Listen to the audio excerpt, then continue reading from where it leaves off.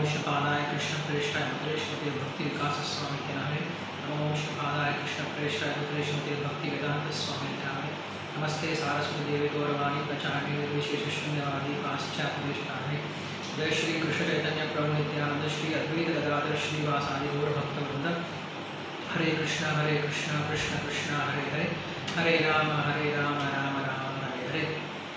प्रविश्यमाशिमां प्रसुप्तां सञ्जीवयत्यखिलशक्तिधर सुधाम्ना अन्यातः सचरणश्रवणत्वगादीन् प्राणान् नमो भगवते पुरुषाय तुभ्यं। त्वस्मान्तुर्भूतमैर्बलवन् मातङ्गमात्यत्कट कुम्भोच्चाटविपाटनातिकपटुप्रत्येकवज्रायुधः श्रीमत्कण्ठीरवास्य प्रतसुनकरा धारितारातिदूरप्रस्तत्वान्तशान्तप्रवितुर्मनसा भाविता भूतिभागैः। नारायणं नमस्कृत्य नरं चैव नरोत्तमं देवीं सरस्वतीं व्यासं ततो जयमुदीरयेत्। हरे कृष्ण, நமஸ்காரம். நேற்று நம்ம இந்த மகாபாரதம் பார்த்துட்டு இருந்தோம். இன்னைக்கு மகாபாரதத்துடைய தொடர்ச்சியை இன்னைக்கு நம்ம ஆரம்பிக்கணும்.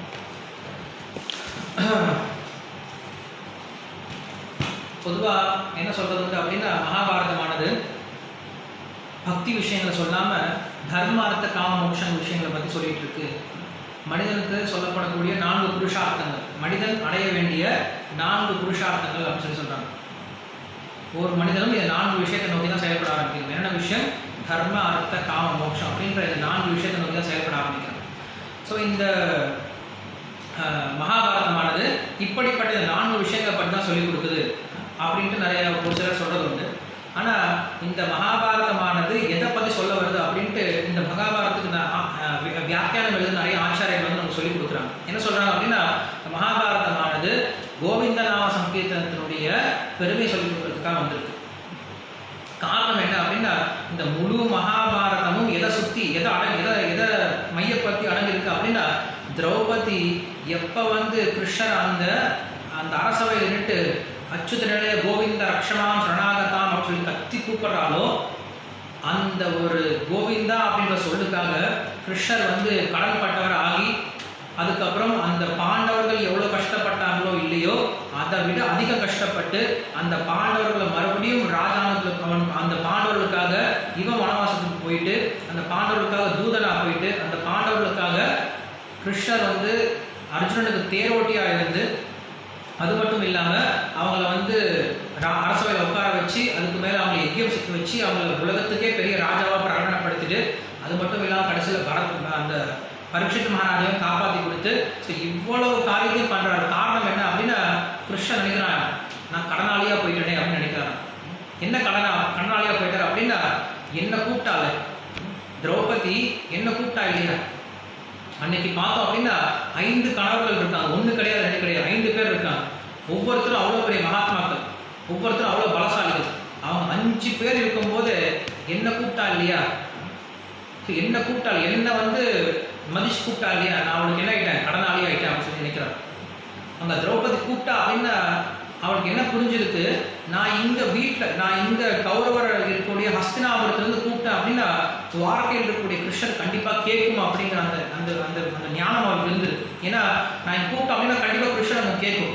நான் இதை இங்கே நின்றுட்டு அர்ஜுனை கூப்பிட்டாவோ இல்லை எங்கள் அப்பாவை கூப்பிட்டாவோ கேட்க போகிறது கிடையாது. காரணம் என்னது? ஏன்னா அவங்க எல்லாருமே கிருஷ்ணரை போல எல்லா இடத்துலையும் நிறைஞ்சிருக்கவும் கிடையாது. கிருஷ்ணர் மட்டும்தான் பகவான், அவர் எல்லா இடத்துலையும் நிறைஞ்சிருக்கிறதுனால அப்படிப்பட்ட கிருஷ்ணர் கூப்பிட்டா அப்படின்னா கண்டிப்பாக கிருஷ்ணர் கேட்கணும். இங்கேருந்து கூப்பிட்டாலும் கிருஷ்ணர் அங்கே ஹஸ்தினாபுரத்தில் கொடுத்து கூப்பிட்டாலும் துவாரகையில் இருக்கக்கூடிய கிருஷ்ணர் கேட்கறது மட்டும் கிடையாது, அவர் மட்டும்தான் எனக்கு பாதுகாப்பு கொடுக்க முடியும். கிருஷ்ணரை தவிர எனக்கு யாரும் பாதுகாப்பு கொடுக்க முடியாதுன்ட்டு அந்த ரக்ஷிஷ்யதி விஸ்வாசகான்னு சொல்லி சொல்றோம் இல்லையா, கிருஷ்ணர் மட்டும்தான் என்னோட ரக்ஷணம் அப்படின்னு சொல்லி சொல்றோம் இல்லையா, அந்த ஒரு சரணாகதி தத்துவத்தோட நான் கிருஷ்ணர் கூப்பிட ஆரம்பிக்கலாம். அது மட்டும் இல்லாம நான் கூப்பிட்டேன் அப்படின்னா கிருஷ்ணரை வந்து காப்பாற்றுவாருன்ட்டு அந்த ஒரு பக்த வாத்சல்யம், அந்த பக்தருடைய மனோபாவத்துல அந்த திரௌபதி கூப்பிட்டதுனால திரௌபதி என்ன கூப்பிட்டாங்கன்னு சொல்லிட்டு கிருஷ்ணர் என்ன பண்றாரு, கடனாளியா அங்க வந்து நினைக்கிறார். அப்படிப்பட்ட திரௌபதிக்கு உதவி பண்றதுக்காக இந்த முழு மகாபாரதத்தை நடத்தி காட்டினார். ஸோ மகாபாரதம் அப்படிங்கிறது நமக்கு கோவிந்தநாம சங்கீர்த்தனம், அதாவது பகவானை நம்ம முழு மனதோட கூட்டணும் அப்படின்னா, முழு மனதோட முழு நம்பிக்கையோட நம்ம எப்போ பகவானை சரணாகதி பண்ணுறோமோ பகவான் நம்மளுக்கு கண்டிப்பாக உதவி பண்ணுறார். எப்படிப்பட்ட சூழ்நிலையும் பகவான் நம்மளை கைவிடுறது கிடையாது அப்படிங்கிற விஷயத்தை காட்டுறதுக்காக தான் நம்மளுக்கு இந்த மகாபாரதமே இருக்குது. அது மட்டும் இல்லாமல் மகாபாரதமானது பக்த வத்சல, பகவான் எப்படி பக்த வத்சலனா இருக்கார், பக்தனுக்காக எந்த அளவுக்கு இறங்கி வந்து சேவை செய்யக்கூட தயாராக இருக்கார். நம்ம கூட பகவானுக்கு அந்த அளவுக்கு சேவை செய்யமான்னு தெரியாது, ஆனால் பகவான் என்ன பண்ணுறார், நம்ம அவ்வளோ ஒரு பாசத்தோட பகவான் என்ன பண்ணார், அப்படி சேவை பண்ணுறார். ஸோ அப்படிப்பட்ட பக்த வத்சலன் அப்படிங்கிற அந்த குணத்தையும் காட்டுறதுக்காக நம்ம மகாபாரதம் அப்படின்னு சொல்கிறோம். அப்படி இருக்கும் பொழுது பகவான் வந்து இந்த கலியுகத்தில் அவருக்கு தெரியும், கண்டிப்பாக தெரியும், இந்த கலியுகத்தில் இந்த மற்ற தர்மங்கள் எதுவுமே உதவி பண்ணாது, மற்ற தர்மங்கள் எதுவுமே நிலைப்படாது, உதவி பண்ணாதுன்னு சொல்ல முடியாது, மற்ற தர்மங்கள் எதுவும் செயல்படாது, மக்களுக்கு அந்த அளவுக்கு தகுதி இல்லாமல் போயிடும். மக்களுக்கு உண்டான ஒரே ஒரு தர்மம் என்ன அப்படின்னா அந்த கலியுகத்தில் ஹரிநாம சங்கீர்த்தனம். அந்த ஹரிநாம சங்கீர்த்தனத்துடைய மகிமையை சொல்லக்கூடிய ஒரு மிகப்பெரிய கிரந்தத்துக்கு தான் இவ்வளோ பெரிய கிரந்தம் எழுதுறார் வியாசர். இல்லைன்னா வந்து ஏதோ ஒரு ராஜாவுடைய கதை சொல்றதுக்கோ இல்லை யாரை பற்றியோ பேசுறதுக்கு வந்து 1,10,000 ஸ்லோகம் எழுதணுன்ற அவசியம் கிடையாது வியாசர். ஸோ வியாசர் இவ்வளோ கஷ்டப்பட்டு எழுதியிருக்காரு அப்படின்னா இந்த ஒரு மகாபாரதனுடைய சாரம் என்ன, இவ்வளோ பெரிய கதையோட சாரம் என்னன்னு நம்ம தெரிஞ்சுக்க விருப்பப்படுவோம் இல்லையா? ஏன்னா இவ்வளோ பெரிய கதை இருக்குன்னா இவ்வளோ பெரிய கதை தெரிஞ்சுக்கிறது ரொம்ப கஷ்டமா. அந்த கதை என்னப்பா நம்ம தெரிஞ்சுக்கணும், அந்த கதையோட முக்கியத்துவம் என்ன அவங்க சொல்லுங்க அப்படின்னு சொல்லி சொன்னான்னா உடனே சொல்லிடலாம். கோவிந்தநாம சங்கீர்த்தனத்துடைய மகிமை எப்படி அப்படிங்கிற விஷயத்தை காட்டுறதுக்காக தான் கிருஷ்ணர் இப்படி பண்ணார் அப்படின்னு சொல்லிடலாம்.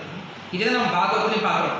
பாகவத்தில் பார்த்தீங்க அப்படின்னா கடைசி ஸ்லோகம், பாகவத்துடைய கடைசி ஸ்லோகத்தை என்ன சொல்றாங்க, இந்த இந்த ஹரிநாமத்தை யார் எடுத்துக்கிறாங்களோ, இந்த ஹரிநாமத்தை எடுத்துக்கிறவங்களுடைய பாவங்கள் துளைந்து இந்த ஹரிநாமமானது ஒருத்தருக்கு மோட்சம் கொடுக்கும் அப்படிங்கிற ஸ்லோகத்தை கடைசியில சொல்றாங்க. ஸோ இப்படி பாகவதமா இருந்தாலும் சரி, மகாபாரதமா இருந்தாலும் சரி, ராமாயணமா இருந்தாலும் சரி, எப்படிப்பட்ட கிரந்தமாக இருந்தாலும் அது நம்மளுக்கு கடைசியில கொண்டு போய் கொடுக்கிறது இந்த மனித குலத்தை உய்விக்கக்கூடிய அந்த தர்மமான நாம சங்கீர்த்தனத்துடைய மகிமையை சொல்லக்கூடியதாக இருக்கு இந்த மகாபாரதமா இருந்தால். ஸோ அப்படிப்பட்ட மகாபாரதத்தில் நம்ம நேற்று ஒரு சில விஷயங்களை பார்த்துட்டு இருந்தோம். நேற்று நம்ம பார்த்துட்டு இருந்தோம் எப்படி வந்து திருதராஷ்டிரனுக்கும் அதே போல் பாண்டுவுக்கும் அதே போல் அங்கே விதுரனுக்கும் வந்து பிறந்தாங்க அப்படின்னு சொல்லி பார்த்தோம். இன்னைக்கு நம்ம எப்படி பார்க்க போகிறோம் அப்படின்னா அதுக்கப்புறம் அந்த பாண்டவர்கள் எப்படி பிறந்தாங்க, அதுக்கப்புறம் கௌரவர்கள் எப்படி பிறக்காங்க அப்படிங்கிற விஷயத்தை பார்க்கணும். இங்கே பிறக்கிறாங்க அப்படின்னா உண்மையில் அவங்க எல்லாரும் தேவதைகளுடைய அவதாரம். அவங்க யாரும் வந்து நம்மளை போடுற மனித கர்ப்பத்திலிருந்து பிறக்கிறது கிடையாது. முதல்ல நம்ம புரிஞ்சுக்கணும். நம்ம இத்தனை வகுப்பில் பார்த்துருக்கோம், இத்தனை இடத்துல நம்ம பார்த்துருக்கோம். ரிஷிகள் வந்து திடீர்னு வந்து குழந்தைய ஈண்டெடுத்தாங்க, இல்லை தேவர்களால் குழந்தை பிறந்துச்சு அப்படின்னா ரிஷிகள் வந்து பிரம்மச்சரியத்தை கடைபிடிக்கக்கூடியவர். ரிஷிகள் எல்லாமே தன்னுடைய பிரம்மச்சரியத்தை விட்டு கொடுக்க மாட்டாங்க. அப்படி பிரம்மச்சரியத்தில் இருக்கிறதுனால தான் அவங்களுக்கு அவ்வளோ சக்தி இருக்கு, நினைச்ச மாத்திரத்தை தோன்ற முடியுது, நினைச்ச மாத்திரத்தை அவங்களுக்கு மறைய முடியும். ஸோ அப்படிப்பட்ட ரிஷிகள் வந்து என்றைக்குமே வெறும் உடலுடைய தொடர்புனால தான் குழந்தை பிறக்கும், குழந்தை பெற்றுக்கணும் அப்படிங்கிற அந்த கட்டாயத்தில் கிடையாது. ஏன்னா அவங்களுக்கு அந்த அளவுக்கு சக்தி இருக்கு. உடல் தொடர்பு இல்லாமே அவங்க என்ன பண்ண முடியும், குழந்தைகளை ஈன்றெடுக்க முடியும் அப்படின்ற அந்த சக்தி இருக்கு. ஸோ அதே போல தேவர்கள் என்ன பண்ண மாட்டாங்க, இந்த நாத்தம் பிடிச்ச இந்த மனித உடம்புல வந்து அவங்க சகவாசம் வச்சுக்க மாட்டாங்க. அவங்க என்ன பண்றாங்க, ஆசீர்வாதம் கொடுப்பாங்க, அவ்வளவுதான்.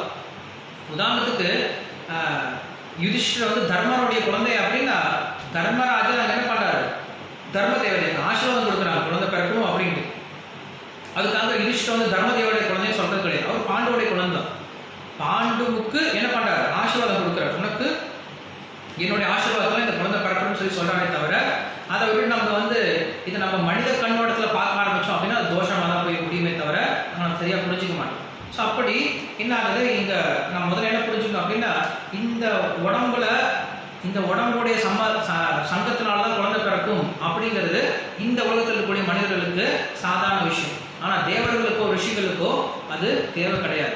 அவங்க தங்களுடைய இச்சா மாத்திரத்தில் தங்களுடைய மனதினாலையும் தங்களுடைய தப்ப வலிமையினால் என்ன பண்ண முடியும், குழந்தைகளை ஈன்றெடுக்க முடியும் இந்த உடலுடைய உதவி இல்லாமல். ஸோ நம்ம பார்க்குறோம். ஸோ அப்போ நம்ம பார்த்துட்டு போனதை எப்படி வந்து திருதராஷ்டிரன் வந்து இந்த 3 பேரும் பிறக்கிறான்னு சொல்லி பார்த்தோம். இப்போ நம்ம மற்ற கதைகளை பார்க்க ஆரம்பிச்சோம். சூரசேனன் அப்படின்னு ஒரு ராஜா இருந்தார். உங்களுக்கு தெரியும் சூரசேனன் யார் அப்படின்னு தெரியும். சூரசேனன் யாரு, வசுதேவனுடைய அப்பா. வசுதேவன் யாரு, கிருஷ்ணனுடைய அப்பா இல்லையா? ஸோ இந்த சூரசேனனுக்கு பிறந்த குழந்தை குந்தி. அந்த குந்தி மகாராணி என்ன பண்ற, குந்தி என்ன பண்றா, சூரசேனன் வந்து குந்தி போஜன் அப்படின்ற தன்னுடைய நண்பனுக்கு இஷ்டமான ஒரு பொண்ணா கொடுத்து அவன் வளர்ந்துட்டு இருக்கான். அந்த குந்தி போஜனுக்கு குழந்தை இல்லையோ இல்லை அந்த குழந்தை குடிச்சிருக்குன்றதால கொண்டுட்டு போனோ தெரியல, தத்தெடுத்துட்டு போயிட்டு அந்த குந்தி போஜன் அப்படின்றவன் குந்தியை வளர்த்துட்டு இருக்கான். ஸோ வளர்த்துட்டு இருக்கான் அப்படின்னா அந்த குந்தி வந்து சின்ன வயசுல இருந்து அவ்வளோ நல்ல குணங்களோட வளர்ந்துட்டு இருக்காங்க. அவங்களுக்கு 16 வயசு ஆகும். ஸோ 16 வயசு ஆகின பின்னாடி அந்த வீட்டுக்கு வந்து துர்வாசர் வர. துர்வாசர் உங்களுக்கு தெரியும், கேள்விப்பட்டிருப்பீங்க. துர்வாசர் அப்படின்றவர் பயங்கரமாக கோவம் வரும் அப்படிங்கிற ஒரு விஷயம் தெரியும். இப்போ துர்வாசர் யார் அப்படின்னா, அவர் வந்து நம்மளுக்கு இந்த சாஸ்திரம், இந்த மகாபாரதம் சொல்லுது, அத்ரி அனசூயா அப்படின்றவங்களுக்கு பிறந்திருக்கார். அத்ரி அனசூயா கேள்விப்பட்ட மாதிரி இருக்க பேர் மகாபாரதத்தில் இந்த பேர் கேள்விப்பட்டிருக்கோம். மகாபாரதத்தில் பகவான் அங்கே போகும்போது அத்ரி மகரிஷியும் அனுசூயும் பார்த்துட்டு அங்கே பேசிட்டு போவார். அதுக்கப்புறம் அனுசூயை வந்து அங்கே மகாபாரத சீதைக்கு வந்து ராமாயணத்தில் சீதைக்கு வந்து நிறைய நல்ல விஷயம்லாம் சொல்லி எடுப்போம். ஸோ அனுசூயா அப்படின்னா, அசூயா அப்படின்னா பொறாமை, ஆனால் அசூயா அப்படின்னா கொஞ்சம் கூட பொறாமே இல்லாதவங்க அனுசூயா. அது மட்டும் இல்லாமல் மகா பதிவிரதையாக இருந்தாங்க. அவங்களுடைய பதிவிரதா தன்மையை சோதிக்கிறதுக்காக 3 தேவர்களும் கீழே இறங்கி வராங்க இந்த உலகத்துக்கு. யாரு? பிரம்மா, விஷ்ணு, சிவன் அப்படின்ற 3 பேர் இறங்கி வராங்க. அவங்களுடைய பதிவிரதா தன்மை எப்படி இருக்குன்னு சொல்லி சோதிக்கிறதுக்கு வராங்க. ஸோ வரும்பொழுது அவங்க 3 பேரும் வந்து கேட்குறாங்க, எனக்கு வந்து நீ வந்து சாப்பாடு பரிமாறணும். எப்படி பரிமாறணும்? எந்தவித துணி இல்லாமல் எனக்கு பரிமாறணும் அப்படின்னு சொல்கிறாங்க. எந்தவித துணி இல்லாமல் எப்படி வர முடியும்? ஒரு பெண்ணால் கணவனுக்கு முன்னாடி தவிர வேறு யார் முன்னாடி அப்படி வரக்கூடாது. அந்த அனுஷையை கொஞ்சம் யோசிக்கிறாங்க. யோசனை பண்ணுறாங்க. ஒரு நிமிஷத்தில் அந்த 3 தேவதைகளையும் சின்ன குழந்தைய மாற்றிட்டாங்க. மாற்றிட்டு அதுக்கப்புறம் ஒரு அம்மா என்ன பண்ணலாம், குழந்தைகளுக்கு முன்னாடி, தனக்கு பிறந்த குழந்தைக்கு முன்னாடி அப்படி வரலாம் அப்படின்ற தன்மையை வந்து என்ன பண்ணுறாங்க, அங்கே சேவை பண்ணுறாங்க. ஸோ இதனால் அவங்க ரொம்ப திருப்தி அடைஞ்சு அந்த 3 தேவர்களும் வந்து அவங்க குழந்தையாக பிறக்கிறாங்க. தத்தாத்திரேயன் அப்படின்னு சொல்லி சொல்கிறோம். அது மட்டும் இல்லாமல் அத்திரிக்கும் அந்த அனசூயாவுக்கும் பிறந்த குழந்தைங்க யார்? சந்திரனை சொல்கிறோம். சந்திரன் பிறந்திருக்காரு. அதுக்கப்புறம் துர்வாச முனிவர் பிறந்தார். அப்புறம் தத்தாத்திரேயன். இப்போ சந்திரன் வந்து பிரம்மாவுடைய ஒரு அம்சம். அதே போல் துர்வாசன் வந்து சிவனுடைய அம்சம். தத்தாத்திரேயன் அப்படின்றவர் வந்து விஷ்ணுடைய அம்சம். ஸோ இப்படி அந்த துர்வாச முனிவருடைய சரித்திரம் ஒரு சின்ன ஒரு விஷயம் சொல்கிறாங்க மகாபாரதம். அந்த துர்வாச முனிவர் இங்கே வரார். குந்தியை பார்க்க இந்த குந்தி போஜனை பார்க்க வரார். ஸோ வந்த இடத்துல குந்தி போஜன் வந்து தன்னுடைய குழந்தையான குந்தியை சொல்கிறார், நீ கொஞ்சம் இந்த குரு சாதுவை பார்த்துக்கோ, ரிஷியை பார்த்துக்கோ, சேவை பண்ணு அப்படின்னு சொல்லி சொல்கிறாங்க. அந்த அம்மா சேவை பண்ணுறாங்க. எந்த அளவுக்கு சேவை பண்ணுறாங்க அப்படின்னா, துர்வாசர் எடுத்த விஷயத்துல கோவப்படக்கூடியவர் இந்த குந்தியினுடைய சேவையை பார்த்து ரொம்ப திருப்தி அடைஞ்சார். இவ்வளோ பொறுமையாக இருக்கியம்மா, இந்த ஒரு வயசில், இந்த ஒரு சின்ன வயசில் உனக்கு இவ்வளோ பொறுமை இருக்கு, இவ்வளோ நல்ல குணத்தோடு இருக்கு அப்படின்னு சொல்லிட்டு அவருக்கு ரொம்ப சந்தோஷப்பட்டு ஒரு ஆசீர்வாதம் பண்ணுறாரு. என்ன ஆசீர்வாதம் பண்ணுறாரு அப்படின்னா, உனக்கு நான் வந்து ஒரு 5 மந்திரம் சொல்லி கொடுத்துட்டு போகிறேன். இந்த 5 மந்திரத்தை நீ வந்து உபயோகப்படுத்தின அப்படின்னா 5 தேவதைகள் வந்து உனக்கு குழந்தை பாக்கியம் கொடுப்பாங்க. இது குழந்தை பாக்கியம் கொடுக்கக்கூடிய மந்திரம், சரியாக உபயோகப்படுத்து, இது உனக்கு தேவையான சமயத்தில் உதவி பண்ணும், ஜாக்கிரதையாக உபயோகப்படுத்து அப்படின்னு சொல்லிட்டு அவர் போயிட்டார். போன பின்னாடி இந்த குந்திக்கு வந்து சின்ன பொண்ணு இல்லையா, அந்த அம்மாவுக்கு என்ன ஆகுது, ஒரு சின்ன ஆர்வக்கோளாறு, இது எப்படி வேலை செய்யும் அப்படின்னு சொல்லிட்டு பார்க்கலாம்னு சொல்லிட்டு என்ன பண்ணுறாங்க, உடனே வெளில வந்து பார்க்குறாங்க. வெளில வந்து சூரியன் தகதகன்னு வந்து அங்கே எரிஞ்சிட்டு இருக்காரு. ஸோ நம்ம சொன்னார் இல்லையா, நம்ம இதை வந்து இந்த மந்திரத்தை உபயோகப்படுத்தணும் அப்படின்னா தேவன் வருவான்னு சொல்லி சொன்னார் இல்லையா. ஸோ நம்ம சூரிய தேவனை கூப்பிடலாம் அப்படின்னு சொல்லிட்டு என்ன பண்ணுறாங்க, சூரிய தேவனை பிரார்த்தனை பண்ணி அந்த மந்திரம் சொல்கிறாங்க. சூரியன் பிரத்யட்சமாயிட்டார். சூரியன் பிரத்யட்சமான பின்னாடி குந்திங்க என்ன பண்ணுறதுன்னு தெரியல, பயந்து போயிட்டாங்க. ஐயோ சூரியன் வந்துட்டார், சூரிய பகவான் வந்துட்டார், என்ன பண்ணுறதுன்னு தெரியாமல் அவங்க ரொம்ப பயப்படுறாங்க. சூரிய தேவன் சொல்கிறார், இன்னும் பயப்பட வேண்டாம், நீ என்னை கூப்பிட்டுட்டா நான் வந்த பின்னாடி நான் வந்த விஷயம் வந்து பிரயோஜனம் எல்லாம் போயிடக்கூடாது. நீ சொன்ன மந்திரமானது குழந்தை பாக்கியம் கொடுக்கக்கூடிய மந்திரம். அதனால் உனக்கு நான் ஒரு நல்ல குழந்தையை கொடுக்குறேன். ஆனால் நீ ஒன்றும் பயப்பட வேண்டாம், இது வந்து உடல் சம்பந்தத்தினால வரக்கூடிய குழந்தை கிடையாது, உன்னுடைய கற்புக்கு இதனால் எந்த பாதிப்பும் கிடையாது, உனக்கு குழந்தை ஒரு ஆசீர்வாதம் கொடுக்குறேன்னு சொல்லிட்டு குழந்தை ஆசீர்வாதம் கொடுக்குறாங்க. கொடுத்த ஒரு 10 செகண்ட் தான் ஆகுது, அவங்க குழந்தை ஈட்டெடுத்துட்டாங்க. குந்திக்கு முதல் குழந்தை பிறந்துச்சு. ஸோ குந்திக்கு அப்போ வயசு வெறும் 16 வயசு தான். ஸோ 16 வயசு பொண்ணு ஒரு குழந்தைய வச்சு நின்றுட்டு இருக்காங்க. இது அப்பா கிட்ட எப்படி சொல்கிறது, அப்பா சொன்னால் எப்படி புரிஞ்சுப்பாரு, இது ஊர் மக்கள் எப்படி ஒத்துப்பாங்க அப்படின்னு சொல்லிட்டு பயந்துட்டே இருக்காங்க. ஆனால் அந்த குழந்தைய பார்க்குறான். அந்த குழந்தை அவ்வளோ தேஜஸோடு இருக்கும். ஏன்னா சூரியனுடைய பையன் அவன் தான் கர்ணன். ஸோ என்ன பண்ணுறான், அந்த குழந்தைய பார்க்கும்போது அந்த குழந்தைக்கு வந்து நேச்சுரலாகவே ஒரு ஆர்மர் மாதிரி இருக்கும். எப்படி வந்து கிருஷ்ணர் பிறக்கும் பொழுது எல்லா விதமான அலங்காரத்தோடு பிறக்கிறாரோ, அதே போல் அந்த பையன் பிறக்கும்போது என்ன பண்ணுறான், தன்னுடைய உடம்புல கவச்ச குண்டலத்தோடு பிறக்கிறான். காந்த குண்டலம் இருந்துச்சா, உடம்புல இந்த போர் வீரர்கள்லாம் போட்டு போகிற மாதிரி ஒரு கவசம் இருந்துச்சான். அந்த கவசம் இருக்குன்னு சொல்லிட்டு குழந்தைய நம்ம தொடரும்போது ரொம்ப வெளில போலீஸ்லாம் போட்டு போகிறாங்களே அந்த மாதிரி இருக்குமோ அப்படிலாம் கிடையாது. அது எப்போ வந்து தேவைப்படுமோ அப்போ தான் அந்த கவசம் வெளில வரும். இல்லைன்னா வந்து எப்பயும் போல உடம்பு சாஃப்டாக தான் இருக்கும். உடனே வந்து நம்ம கற்பனை பண்ணிடக்கூடாது, கவசம் குண்டலம் போட்டுருந்தாங்கன்னா அந்த குழந்தைக்கு எப்படி ட்ரெஸ் போட்டிருப்பாங்க, ரொம்ப கஷ்டமாச்சு. நிறைய பேர் இந்த மாதிரி குதிரத்தெல்லாம் யோசிக்க ஆரம்பிப்பாங்க. ஸோ அப்படி கிடையாது. கவச குண்டலம் அப்படின்னா அது ரொம்ப சாஃப்டாக உள்ளே இருக்கும். எப்போ தேவைப்படுமோ அப்போ தான் அந்த கவச குண்டலமானது வெளில வந்து செயல்பட ஆரம்பிக்கும்.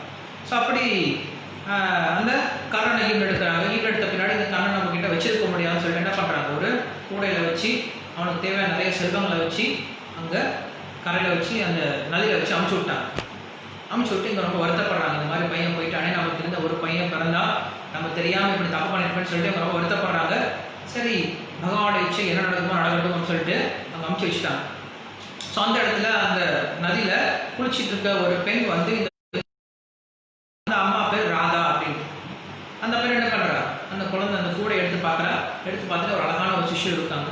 ஸோ அவங்களுக்கு குழந்தை இல்லாமல் இருக்காங்க. ஸோ குழந்தை இல்லாதனால என்ன பண்ணுறாங்க, அந்த அம்மா எடுத்து குழந்தைய நம்ம வளர்க்க ஆரம்பிக்கலாம்னு சொல்லிட்டு அந்த அம்மா வளர்க்க ஆரம்பிக்கிறாங்க. அங்கே அவருடைய கணவனுடைய பேர் சொல்லப்படலை. அவர் வந்து சாரதி, அவர் வந்து ரதம் ஓட்டக்கூடியவர். ஸோ ரதம் ஓட்டக்கூடிய இருந்தனால 2 பேரும் அந்த குழந்தைய வளர்த்துட்டு இருந்தாங்க. இப்படி கர்ணன் அங்கே பிறந்துட்டார். சரி, கொஞ்ச நாள் கழிச்சு என்ன ஆகுது, இந்த திருதராஷ்டிரனுக்கு பொண்ணு பார்க்க ஆரம்பிக்கிறாங்க. முதல்ல திருதராஷ்டிரன் கல்யாணம் பண்ணான்னு சொல்லிட்டு திருதராஷ்டிரன் பொண்ணு பார்க்க ஆரம்பிக்கிறாங்க. ஸோ அவங்க யோசிச்சாங்க, நம்ம குடும்பத்தில் ஒரு குழந்தை கூட நிலையாக இருக்க மாட்டேங்குது. குழந்தை பிறக்குது, இறந்து போயிட்டு அப்புறம் நம்ம குழந்தை இல்லாமல் ரொம்ப கஷ்டப்பட வேண்டியதாக இருக்குது. அதனால் எந்த பொண்ணுக்கு அதிக குழந்தை பாக்கியம் இருக்கோ அந்த பொண்ணை பார்த்து கல்யாணம் பண்ணலாம் அப்படின்னு சொல்லி நினச்சிட்டு இருந்தாங்க. ஸோ அந்த சமயத்தில் காந்தாரி அப்படின்ட்டு உங்களுக்கு தெரியும். ஸோ காந்தாரி வந்து கந்தராஜர் அப்படின்ற ஒரு ராஜாவுடைய பொண்ணு, காந்தார ராஜனுடைய பொண்ணு. ஸோ அந்த காந்தார ராஜனுடைய பொண்ணு நம்ம கூட்டோம். ஏன்னா அந்த காந்தார ராஜனுடைய பொண்ணுக்கு ஒரு வரம் இருக்குது. என்ன வரம்னா, உனக்கு 100 குழந்தைங்க பிறக்கும் அப்படின்ற வரம் கொடுத்துருக்காங்க. ஸோ இது வந்து பீஷ்மருக்கு தெரியும். ஸோ பீஷ்மர் என்ன நினைச்சாரு, அந்த பொண்ணு நம்ம கல்யாணம் கொண்டு வந்துட்டோம்னா நம்ம குலத்துக்கு குழந்தைகளே பறவை இருக்க மாட்டாங்க, 100 பேர் நம்ம குலத்துக்கு பிறந்துடுவாங்க, நல்லா இருக்கும் அப்படின்னு சொல்லி என்ன பண்ணுறாங்க, அந்த காந்தார தேசத்தில் போயிட்டு காந்தாரியை கல்யாணம் பண்ணலான்னு சொல்லிட்டு கேட்குறாங்க.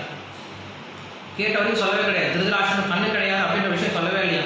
சொல்லாமல் என்ன பண்ணிட்டாங்க, அந்த காந்தாரியை திருமணம் பண்ணுறது கொண்டு வந்துட்டாங்க. கொண்டு வந்த பிறகு தெரியுது கணவனுக்கு கண்ணு கிடையாது அப்படிங்கிற விஷயம் தெரியுது. தெரிஞ்சவங்க என்ன பண்ணாங்க, நம்ம தனக்கு கணவனை விட ஒரு தகுதி அதிகமாக இருக்குது அப்படின்னு சொல்லிட்டு என்ன பண்ணிட்டாங்க, உடனே அந்த திருமண சேலையே கிழிச்சிட்டாங்க. கிழிச்சு அன்னைக்கு கண்ணை கட்டிட்டாங்க.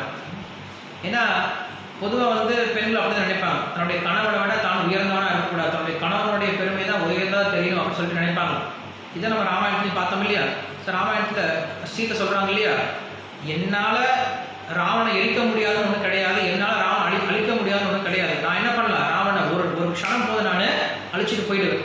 ஆனால் அது பெருமை கிடையாது, ராமர் வந்து என்னை காப்பாற்றும், அப்போ தான் ராமருடைய பெருமை வெளில வரும். ஸோ அதனால் ராமருக்கு முக்கியத்துவம் கொடுத்தாங்களே தவிர தன்னுடைய பெருமையை பெருசாக வெளில கொண்டு வர முயற்சி பண்ணல. ஸோ இப்படி தான் வந்து அன்னைக்கு பத்திவர்த்தைகள்லாம் யோசிச்சுட்டு இருந்தாங்க. ஸோ அந்த அம்மா வந்து என்ன பண்ணாங்க, தன்னுடைய கண்ணை கட்டிட்டாங்க. கண்ணை கட்டினாலுமே கூட அந்த அம்மாவுடைய அந்த பத்திவிரதா தர்மத்தினால அவங்களுக்கு என்ன நடக்குதோ எல்லாமே தெரியும். அவங்களுக்கு அந்த அளவுக்கு சக்தி வந்துருச்சு. ஸோ கிருஷ்ணரே என்ன பண்ணுறாரு, கடைசியில் போய் காந்தாரி கிட்ட காலில் விழுந்துட்டு இப்போ கேட்குறாரு, தயவு செஞ்சு நீங்கள் பாண்டவர்களை சாமம் கொடுத்துறாதீங்கன்னு சொல்லி சொல்கிறார். ஏன்னா கிருஷ்ணர் என்ன பண்ணிட்டார், எல்லாருக்கிட்டையும் காப்பாற்றிட்டார் பாண்டவர்கள். கடைசியில் காந்தாரி ஒன்று இருக்காங்க. ஸோ இந்த காந்தாரி இருக்கக்கூடிய ஒரு மிகப்பெரிய பலம் என்ன அப்படின்னா அவங்களுடைய அந்த பதிவிரதா தர்மம். அவங்க நினைச்சாங்க அப்படின்னா பாண்டவர்களுக்கு சாபம் விட்டாங்க அப்படின்னா அவங்களும் எதுவும் பண்ண முடியாது. ஆனால் கிருஷ்ணர் என்ன பண்ணுறதுனால தான் கடைசியில் போய் அந்த காந்தாரி கிட்ட சொல்கிறாங்க, நீங்கள் சாபம் கொடுத்துறாதீங்க, பாண்டவர்களை வாழ விடுங்க அப்படின்னு சொல்லிட்டு கிருஷ்ணர் பிரார்த்தனை பண்ணிக்கிறார் அப்படின்னு சொல்லிட்டு பார்க்கணும். அந்த காந்தாரி வந்து அந்த அளவுக்கு ஒரு பதிவிரத தர்மத்தை கடைபிடிச்சாங்க. போரெல்லாம் முடிஞ்ச பின்னாடி திருதராஷ்டிரன் போய் வனத்துக்கு போயிட்டு அவன் காட்டில் போய் உட்காந்து தியானம் பண்ணி தன்னுடைய உடலை எரிச்சிட்டு யோக சக்தினால மோட்சம் போகிறதுக்கு போகிறான். ஸோ போகும்போது என்ன பண்ணுறா, காந்தாரி தன்னுடைய கணவன் எரியும் பொழுது, உடல் எரியும் பொழுது இவளும் போய் அந்த கணவனோட சேர்ந்து உட்காந்துட்டு இவளும் உயிரோட என்ன பண்ணுறா, மோட்சம் அடைஞ்சிட்டான் அப்படின்னு சொல்லி சொல்கிறான். ஸோ இப்படி காந்தாரியோடைய பெருமையை பற்றி சொல்கிறாங்க, அவருடைய பதிவிரதா தர்மத்தை பற்றி நிறைய விஷயங்கள் சொல்கிறாங்க.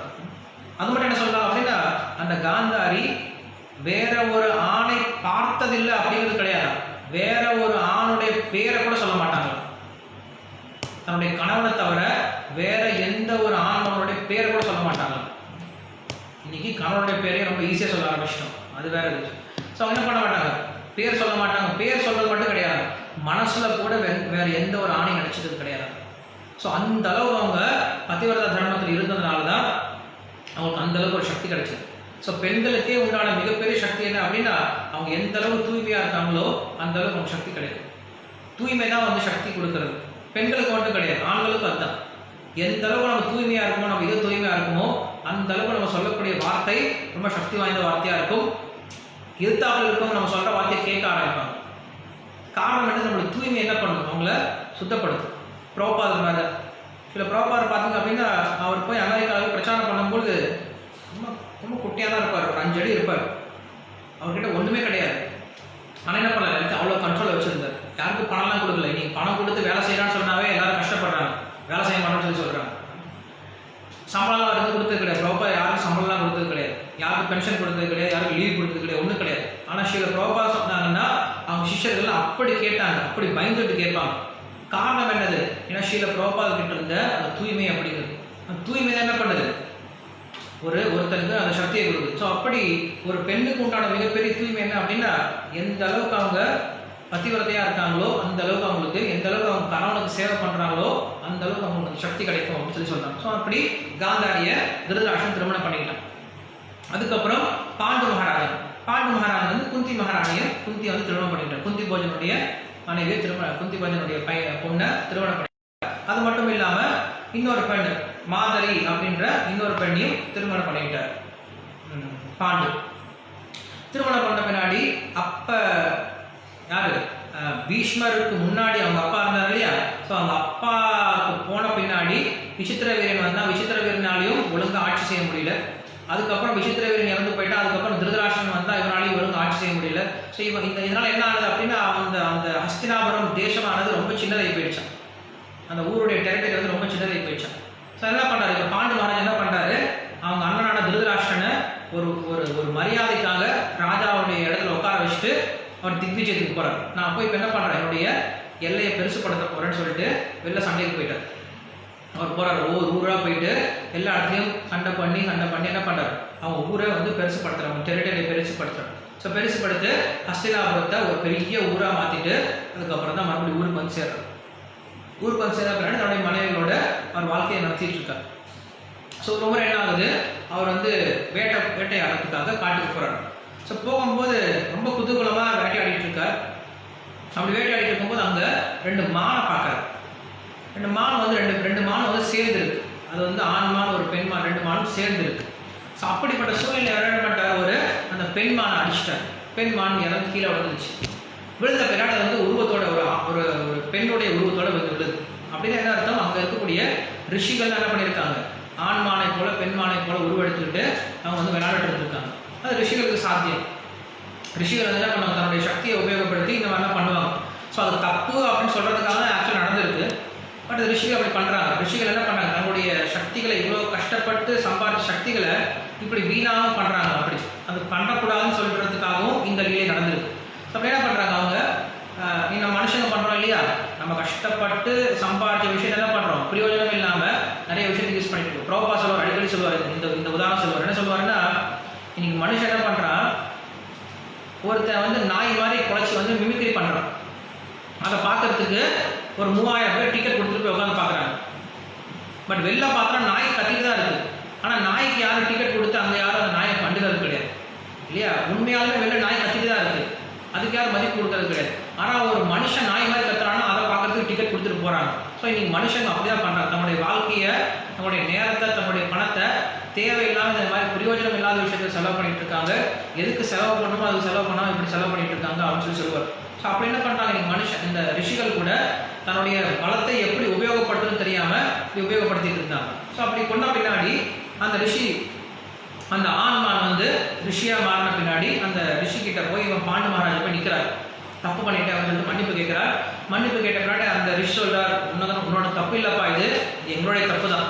நாங்கள் தான் என்ன பண்ணோம், மனிதர்களாக இல்லை மானோடைய ரூபத்தில் இருந்தோம். நீ மானன்னு நினைச்சு அடிச்ச, அதனால உனக்கு பிராமண கொண்ட அந்த பாவம் வராது, பயப்படாத, நீ பக்கத்தில் வா அப்படின்னு கூப்பிட்றார். கூப்பிட்டு அவர் சொல்றார், இந்த மாதிரி நீ செய்யக்கூடாது, இந்த மாதிரி நீ செஞ்சிருக்கூடாது. ஒரு வேடன் கூட என்ன பண்ண மாட்டான், ஒரு பெண்மானையோ இல்லை 2 ஆண்மானும் ஒரு ஆணும் பெண்ணும் வந்து சேர்ந்திருக்கும் போதோ ஒரு வேடன் கூட என்ன பண்ண மாட்டான், அவங்க வந்து தொந்தரவு பண்ண மாட்டான். பொதுவாக வந்து வேடர்கள் என்ன பண்ணலாம், கொண்டு சாப்பிடலாம், அது வந்து அவங்களோட தர்மம் தான். ஆனால் எப்படி எந்த மாதிரி சமயத்தில் கொண்டு சாப்பிடணும்னு இருக்கு இல்லையா, இந்த மாதிரி 2 பேரும் சேர்ந்து இருக்கும்போது இந்த மாதிரி சமயத்தில் நீ கொண்டது அப்படிங்கிறது நல்ல விஷயம் கிடையாது. ஒரு கர்ப்பிணி பெண்ணையோ இல்லை ஒரு வயதானவர்களையோ இல்லை ஒரு நோய்வாய்ப்பட்டவங்களையோ இல்லை சின்ன குழந்தைகளையோ கொல்றது அப்படிங்கிறது யாருக்கும் அழகு கிடையாது. நீ பண்ணது ரொம்ப பெரிய தப்பு பண்ணியிருக்க அப்படின்னு சொல்லிட்டு, நீ எப்படி வந்து என்னுடைய மனைவியோட நான் சேர்ந்து இருக்கும் போது என்னை கொண்டுட்டியோ, அதே போல எப்போ நீ வந்து உன்னுடைய மனைவியோட சேர்ந்து இருப்பியோ அப்போ உனக்கு இறப்பு ஏற்படும் அப்படின்னு சொல்லிட்டு சாபத்தை கொடுத்துட்டு போயிட்டார். இது அவனுடைய ஞாபகத்தில் இருக்கு. வீட்டுக்கு வந்துட்டான். வீட்டுக்கு வந்த பின்னாடி முன்ன மாதிரி கிடையாது. முன்ன மாதிரி வந்து எதுவுமே அவங்க மனைவி கிட்ட பேசுறது கிடையாது, சரியாக பழகிறது கிடையாது, எப்பயும் கொஞ்சம் தூரமாகவே இருக்கும். ஸோ அப்போ மனைவியெல்லாம் வந்து கேட்குறாங்க, என்ன ஆச்சு, நீங்கள் முன்ன மாதிரி கிடையாது, ரொம்ப தூரமாகவே இருக்கீங்க அப்படின்னு சொல்லி கேட்கும் பொழுது, ஆமாம், ஏன்னா வந்து நான் மோட்சம் போகணும்னு விரும்புகிறேன். ஸோ மோட்சத்துக்கு ரொம்ப முக்கியமான தர்மம் வந்து பிரம்மச்சரியம். ஸோ பிரம்மச்சரியமாக இருக்கவங்க வந்து மோட்சம் போவாங்கன்னு சொல்லி சொல்கிறாங்க. அதனால நான் வந்து மோட்ச பாதைக்கு போகிறதுக்காக அதை செஞ்சுட்டு பிரம்மச்சரியத்தை கடைபிடிக்கிறேன் அப்படின்னு சொல்லி சொல்கிறேன். மோட்ச பாதைக்கு பிரம்மச்சரியத்தை உங்களால் முடியுமா?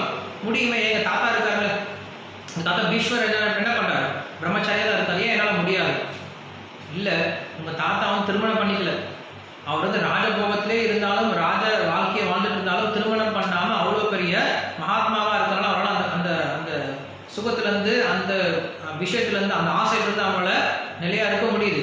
நம்மளால் அப்படி முடியுமா, உங்களால் அப்படி முடியுமான்னு சொல்லி கேட்குறாங்க. கேட்ட பின்னாடி அவர் நினைக்கிறாரு, ஆமாம், நம்மளால் இது வேண்டாம், நாம் என்ன பண்ணுறோம், காட்டுக்கு போயிடலாம். நான் காட்டுக்கு போயிட்டு தவம் பண்ணுறேன். என்னால் இந்த நாட்டில் இருந்துக்கிட்டு திருமணம் பண்ண மனைவிகளை பக்கத்தில் வச்சுக்கிட்டு என்னால் பிரம்மச்சரியத்தை கடைபிடிக்க முடியாது அப்படின்னு சொல்லி சொல்கிறோம். முதல்ல அவங்க கேட்குறாங்க, ஏன் நீங்கள் பிரம்மச்சரியத்தை கடைபிடிக்கணும்னு நினைக்கிறீங்க, என்ன காரணம், நீங்கள் ஏன் குடும்ப வாழ்க்கையிலே இருந்து போக முடியாது? எத்தனை ராஜாக்கள் குடும்ப வாழ்க்கையிலே இருந்து மோட்சம் போயிருக்காங்க, நீங்கள் ஏன் காட்டுக்கு போகணும் பிரம்மச்சரியத்தை கடைபிடிக்கணும்னு நினைக்கிறீங்க அப்படின்னு சொல்லி கேட்குறாங்க. கேட்கும்போது அப்போ தான் வந்து பாண்டு மகாராஜ் சொல்கிறார், இந்த மாதிரி எனக்கு சாபம் கிடைச்சிருக்கு.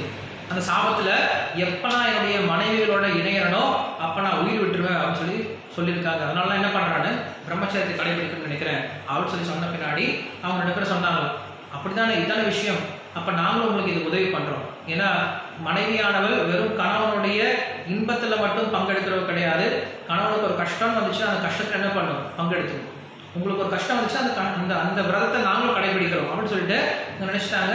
சரி, நம்ம எல்லாரும் காட்டுக்கு போயிடலாம். காட்டுக்கு போயிட்டு வானப்பிரஸ்த ஆசிரமம் எடுத்துக்கிட்டு, வானப்பிரஸ்தன் அதாவது வனத்தில் வசிக்கக்கூடியவர்கள் எப்படி வசிக்கிறாங்களோ அந்த மாதிரி நம்ம என்ன பண்ணலாம், பிரம்மச்சரியத்தை கடைபிடிச்சிக்கிட்டு நம்ம இருக்கலாம்னு சொல்லிட்டு முடிவு பண்ணிட்டாங்க. முடிவு பண்ணிட்டு அப்புறம் போய் பாண்டு மகாராஜா போய் அந்த பீஷ்மர் கிட்ட சொல்கிறார், இந்த மாதிரி தன்னுடைய தாத்தா கிட்ட சொல்கிறார், இந்த மாதிரி எனக்கு ஒரு சாபம் கிடைச்சிருச்சு, நாங்கள்லாம் என்ன பண்ணுறோம், வனத்துக்கு போகிறோம் அப்படின்னு சொல்கிறாங்க. பீஷ்மர் பார்த்தார், என்ன பண்ணுறது, இதுக்கு முன்னாடி இருந்த சந்தத்தை என்ன ஆயிடுச்சு, ஒவ்வொன்றா ஒரு பிரச்சனை வந்துச்சு.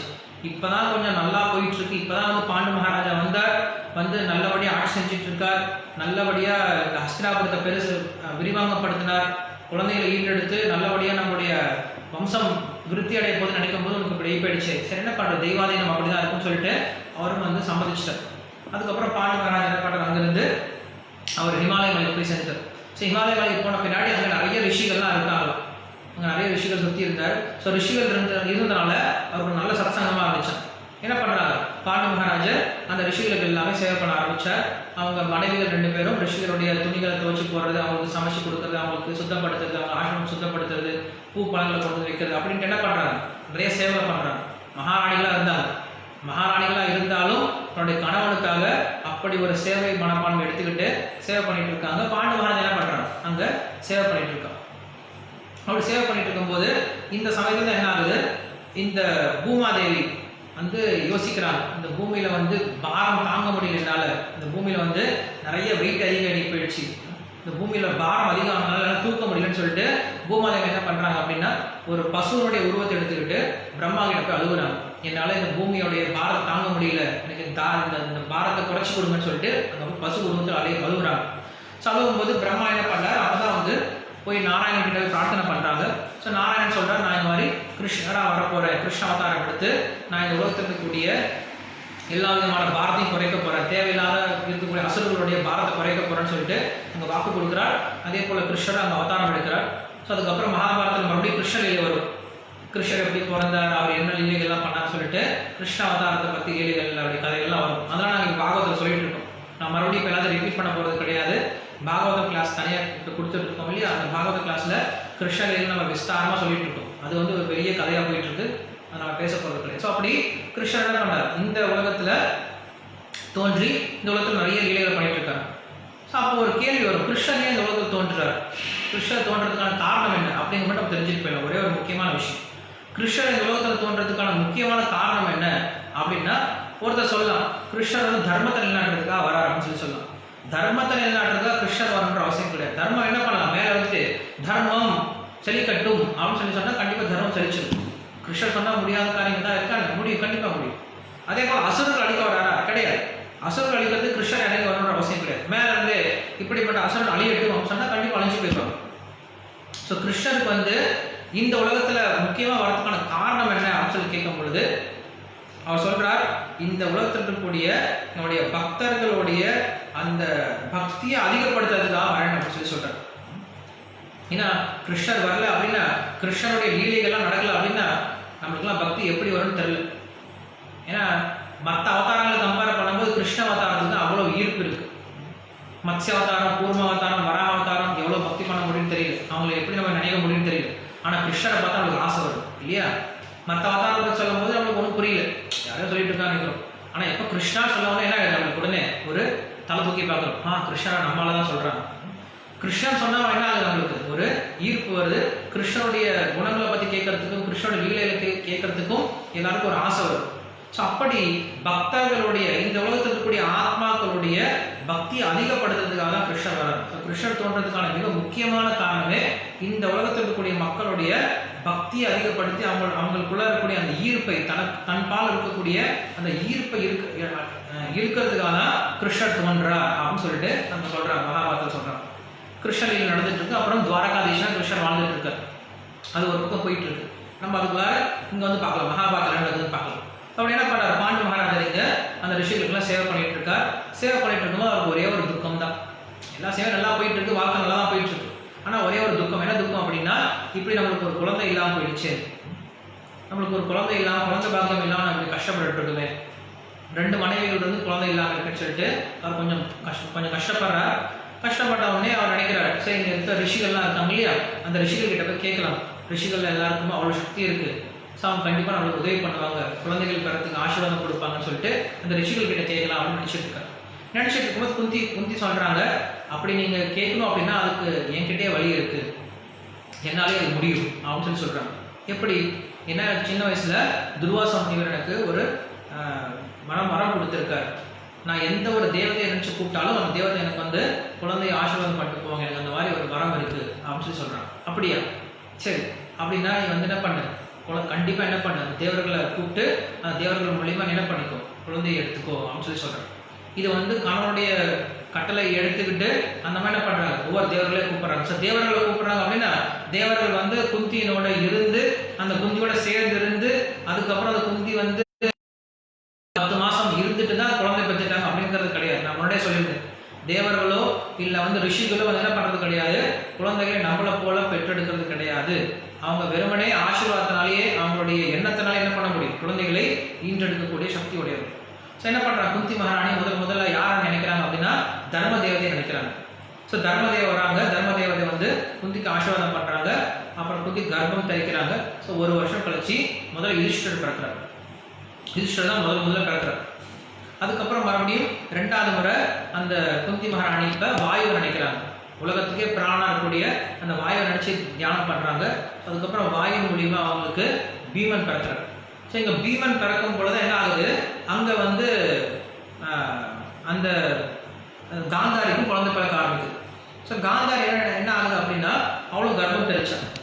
கர்ப்பமான பின்னாடி கொஞ்ச நாள் கிடையாது, 1 மாசம் கிடையாது, ஒரு 2-3 வருஷம் என்ன ஆகல, குழந்தை வெளில வரவே இல்லை, வெறும் கர்ப்பமாவே இருக்கா. அவங்களுக்கு ஒன்றும் புரியல, என்ன கர்ப்பமா இது கட்டியா என்னன்னு புரியலையே, இப்படியே இருக்க வயிற்றுல, இது எப்போ குழந்தை வெளில வரப்போகுதுன்னு சொல்லிட்டு என்ன பண்றாங்க, வயிற்று எடுத்து அடிச்சுக்கிட்டா, கல் எடுத்து அடிச்சுக்கிட்டாங்க. வயிற்றுல என்ன இருக்குன்னு தெரியலன்னு சொல்லிட்டு வயிற்றுல கல் எடுத்து அடிக்கும் போது வெளில ஒரு பிண்டமா வந்து விழுந்துச்சான். அந்த பிண்டத்தை என்ன பண்றாங்க, அங்க இருக்கக்கூடிய ரிஷிகள் எடுத்து அதை வந்து ஒரு நெய் ஒரு சின்ன பானையில் நெய் வச்சு அந்த நெய்யில அந்த பிண்டத்தெல்லாம் வச்சாங்க. அதுக்கப்புறம் கொஞ்ச நாள் கழிச்சு அதெல்லாம் ஒவ்வொரு குழந்தையா மாறிச்சு. ஸோ அன்னைக்கே வந்து ஜஸ்ட் ஒரு கதையாக சொல்றேனே தவிர மகாபாரதத்தில் வந்து கொடுத்துருக்காங்க. இது வந்து நீங்கள் நம்ம சொல்கிற டெஸ்ட் டியூப் பேபின்னு சொல்லி சொல்கிறோம் இல்லையா, அந்த மாதிரி அந்த காலத்திலேயே ஒரு டெக்னாலஜி யூஸ் பண்ணியிருக்காங்க. நமக்கு டெக்னாலஜி இல்லை அப்படின்னு நினைக்காதீங்க. நீங்கள் பார்த்தீங்க அப்படின்னா ஆயுர்வேதத்தில் முதல்ல ஆப்ரேஷன் பண்ணது அப்படிங்கிறது சரக்க சமயத்தா அப்படிங்கிற சமயத்தில் இருந்தால் எடுத்திருக்காங்க. இன்றைக்கும் நீங்கள் படித்து பார்த்தீங்கன்னா, நீங்கள் வெப்பில் போய் நெட்டில் போய் சர்ச் பண்ணிங்கன்னா நீங்கள் பார்க்கலாம். சரக்க சமிதான்னு சொல்லி பார்த்தீங்கன்னா அதில் தான் உலகத்துக்கே முதல்ல ஆப்ரேஷன் சொல்லி கொடுத்தது நம்ம இந்தியாவில் தான், நம்மளுடைய ஆய்வகம் தான் அப்படின்னு சொல்லிட்டு போட்டிருக்கு. அது உண்மையும் கூட. நமக்கு என்னென்னா அந்த நாலேஜை நம்ம பெறதுக்கான ஆக்சஸ் கிடையாது நம்மளுக்கு. காரணம் என்னது? முதல்ல அந்த புக்கு அழிச்சிட்டாங்க. ரெண்டாவது நமக்கு சம்ஸ்கிருதம் தெரியாது. ஸோ ரெண்டும் இல்லாதனால நம்ம என்ன பண்ணுறோம், நம்மளுடைய சொந்த ஞானத்தையே பெற முடியாமல் நம்ம வந்து முட்டாள்களாக சுற்றிட்டு இருக்கோம். ஸோ அப்படி என்ன பண்ணுறாங்க, அங்கே அந்த காந்தாரிக்கு வந்து அந்த 100 குழந்தைகளை ஒரே சமயத்தில் என்ன பண்ணுறாங்க, வச்சு எடுக்கிறாங்க, இந்த பாத்திரத்தை வைக்கிறாங்க. அந்த 100 குழந்தைகளும் பிறக்க ஆரம்பிக்கிறாங்க, ஒவ்வொன்றா பிறக்க ஆரம்பிக்கிறாங்க. ஸோ அதில் பிறந்த முதல் குழந்தை யாரு? துரியோதனன். அவனுக்கு பேர் துரியோதனன் ஏன் வந்துச்சு அப்படின்னா, அவன் பிறந்த உடனே நரி மாதிரி ஊழலிட ஆரம்பித்தான். குழந்தைங்க பிறந்தா கேன் அழுகும். ஆனால் அந்த துரியோதனன் என்ன பண்ணுறான், பிறந்த உடனே அப்படின்னு சொல்லிட்டு நரி மாதிரி ஊழலிட ஆரம்பித்தான். யாரும் பயந்துட்டாங்க, என்னன்னா நரி மாதிரி ஊழலிடுறான் அப்படின்னு சொல்லிட்டு. ஸோ விதுரர் வந்து பார்க்குறாரு, பார்த்தோன்னே சொல்லிட்டாரு, திருதராஷ்டிரா இந்த பையனை கொண்டுடு, உனக்கு 100 பசங்க இருக்காங்க. ஸோ 100 பசங்களில் 99 பசங்க உனக்கு நல்லா இருக்கணும், உன்னுடைய குடும்பம் நல்லா இருக்கணும், உன்னுடைய வம்சம் நல்லா இருக்கணும், நீ நல்லா இருக்கணும், நம்ம ராஜ்யம் நல்லா இருக்கணும் அப்படின்னா இந்த ஒரு பையனை மட்டும் கொண்டுடு. உனக்கு மற்ற 99 பசங்களும் மிச்சம் வருவாங்க, இந்த ஜென்மம் உனக்கு இந்த வம்சம் மிச்சமாகும், நீ பெரிய ஒரு போரை நீ வந்து தவிர்க்க முடியும், இந்த பையனை மட்டும் கொண்டுடு அப்படின்னு சொல்லி சொல்கிறாங்க. ஆனால் அவனுக்கு இஷ்டம் கிடையாது. அவங்க பையனுக்கு அந்த அந்த அந்த முதல் பையன் மேலே அவனுக்கு அவ்வளோ பற்று வந்துச்சா. பிறந்த உடனே யாருக்கு?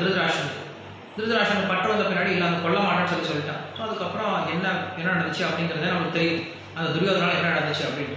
அப்படி துரியோதனன் பிறக்கிறான், துரியோதனோட சேர்ந்து 100 பேர் பிறக்கிறாங்க. ஸோ அதே சமயத்தில் பீமன் இங்கே பிறக்கிறான். ஏன்னா தூரதூரமாக இருக்காங்க இல்லையா, இமாலயம் வளர்த்துட்டு இருக்காங்க, இவங்க வந்து ஹஸ்தினாபுரத்தில் இருக்காங்க. ஸோ பீமனுக்கும் துரியோதனுக்கும் ஒரே சம வயசு தான் அந்த 100 பேருக்கு. அப்படி பிறக்கிறாங்க. அதுக்கப்புறம் 3வது வருஷம் வருது. அந்த 3வது வருஷத்துல அந்த குந்தி மகாராணி என்ன பண்றாங்க, இந்திரனை நினைச்சு தியானம் பண்றாங்க. ஸோ இந்திரன் வர சாட்சாத் இந்திரனை என்ன பண்றாரு, இங்க அர்ஜுனனா பிறக்கிறாரு.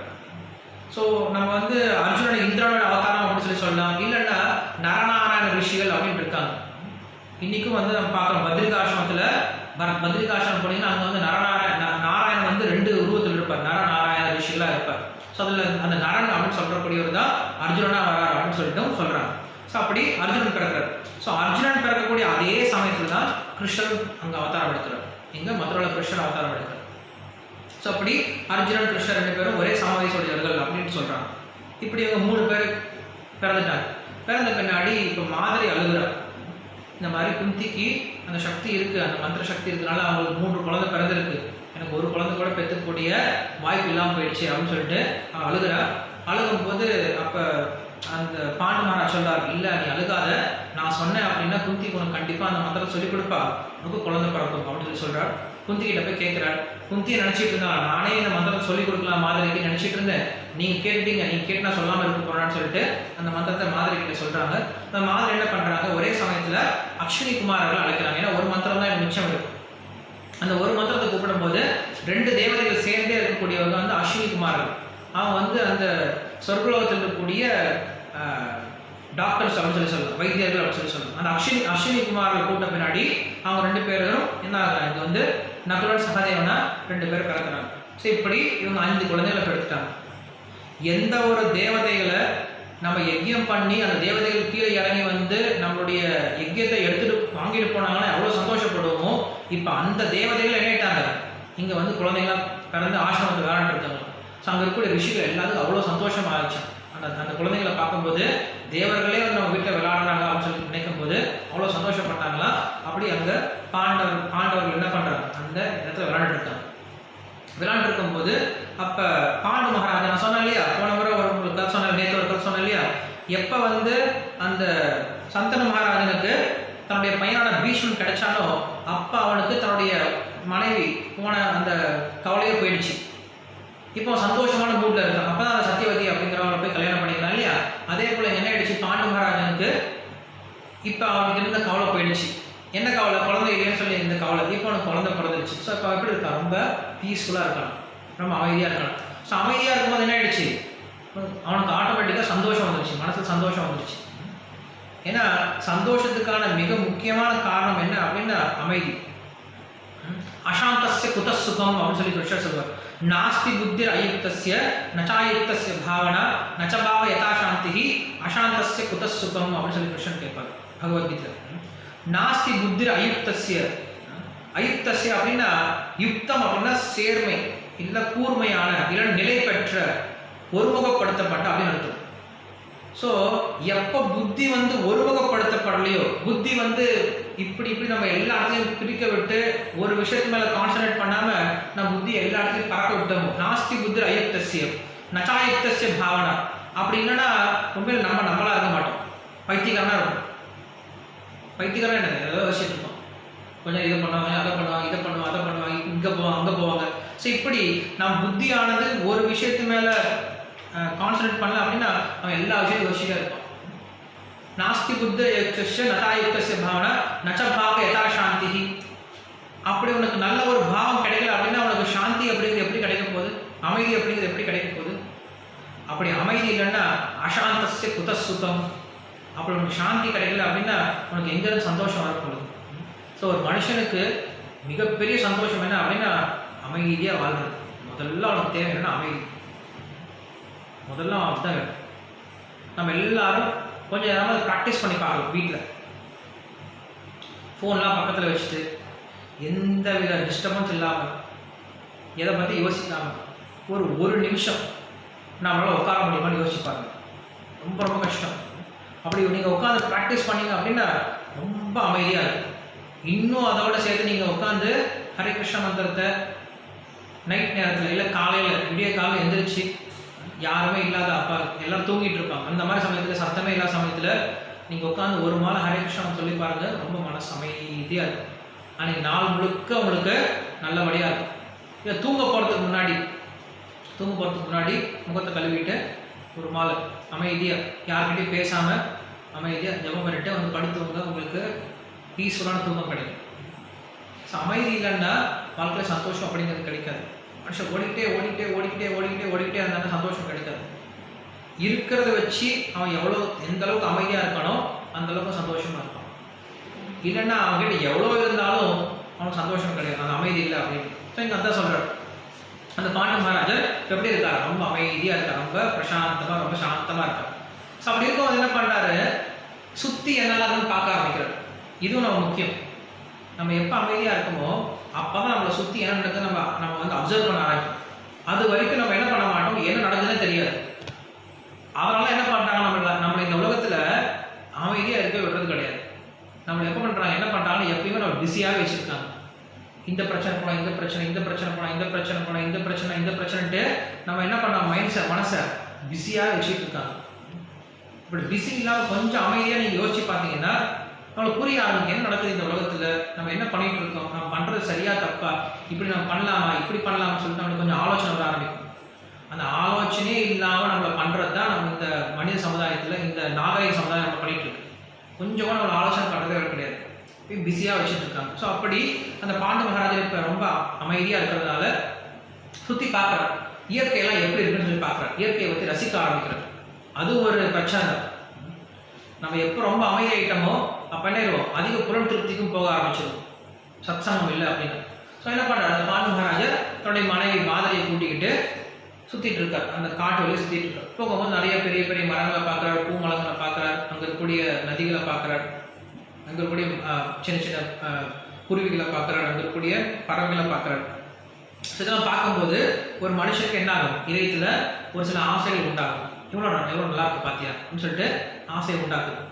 அப்படி ஆசை உண்டாக்கும் பொழுது பக்கத்தில் மாதிரி இருக்கார். ஸோ மாதிரியோட அவர் கொஞ்சம் ஆரம்பிக்கிறார். மாதிரிக்கு புரியும் இது வந்து சரி கிடையாது அப்படின்னு சொல்லிட்டு மாதிரி வந்து தன்னுடைய கணவன் கிட்ட சொல்றாரு, இல்லை நீங்க கொஞ்சம் தூரமா இருங்க, ஜாக்கிரதையா இருங்க, மனசு ஒரு மாதிரி இருக்காது, நம்ம ஏமாந்துடக்கூடாது, உங்களுக்கு சாபம் இருக்கு அப்படின்னு சொல்லிட்டு மாதிரி எச்சரிச்சாலும் அவனுடைய மனசுல அவனால அதை நிறுத்த முடியல. காரணம் என்ன அப்படின்னா நம்மளுக்கு கிருஷ்ணர் சொல்றார், பகவத்கீதை சொல்றார், ஒவ்வொருத்தருடைய மனசையும் நிறுத்த முடியல, ஒருத்தருடைய மனசுல நம்மளுக்கு தெரியாம நம்ம தப்பு பண்றோம் அப்படின்னா அது காரணம் என்னது, காமயேஷ குரோதயேஷா. கிருஷ்ணர் சொல்றார், காமயேஷ குரோதயேஷா ரஜோகுண சமுத்பவா மகாசவ மகாபாத்மா வித்தியேனம் மிகவும். அவன் எவ்வளவு பெரிய புத்திசாலியா இருந்தாலும் அவனை போட்டு கமுத்துருவான். இது காமம் அப்படிங்கிறது.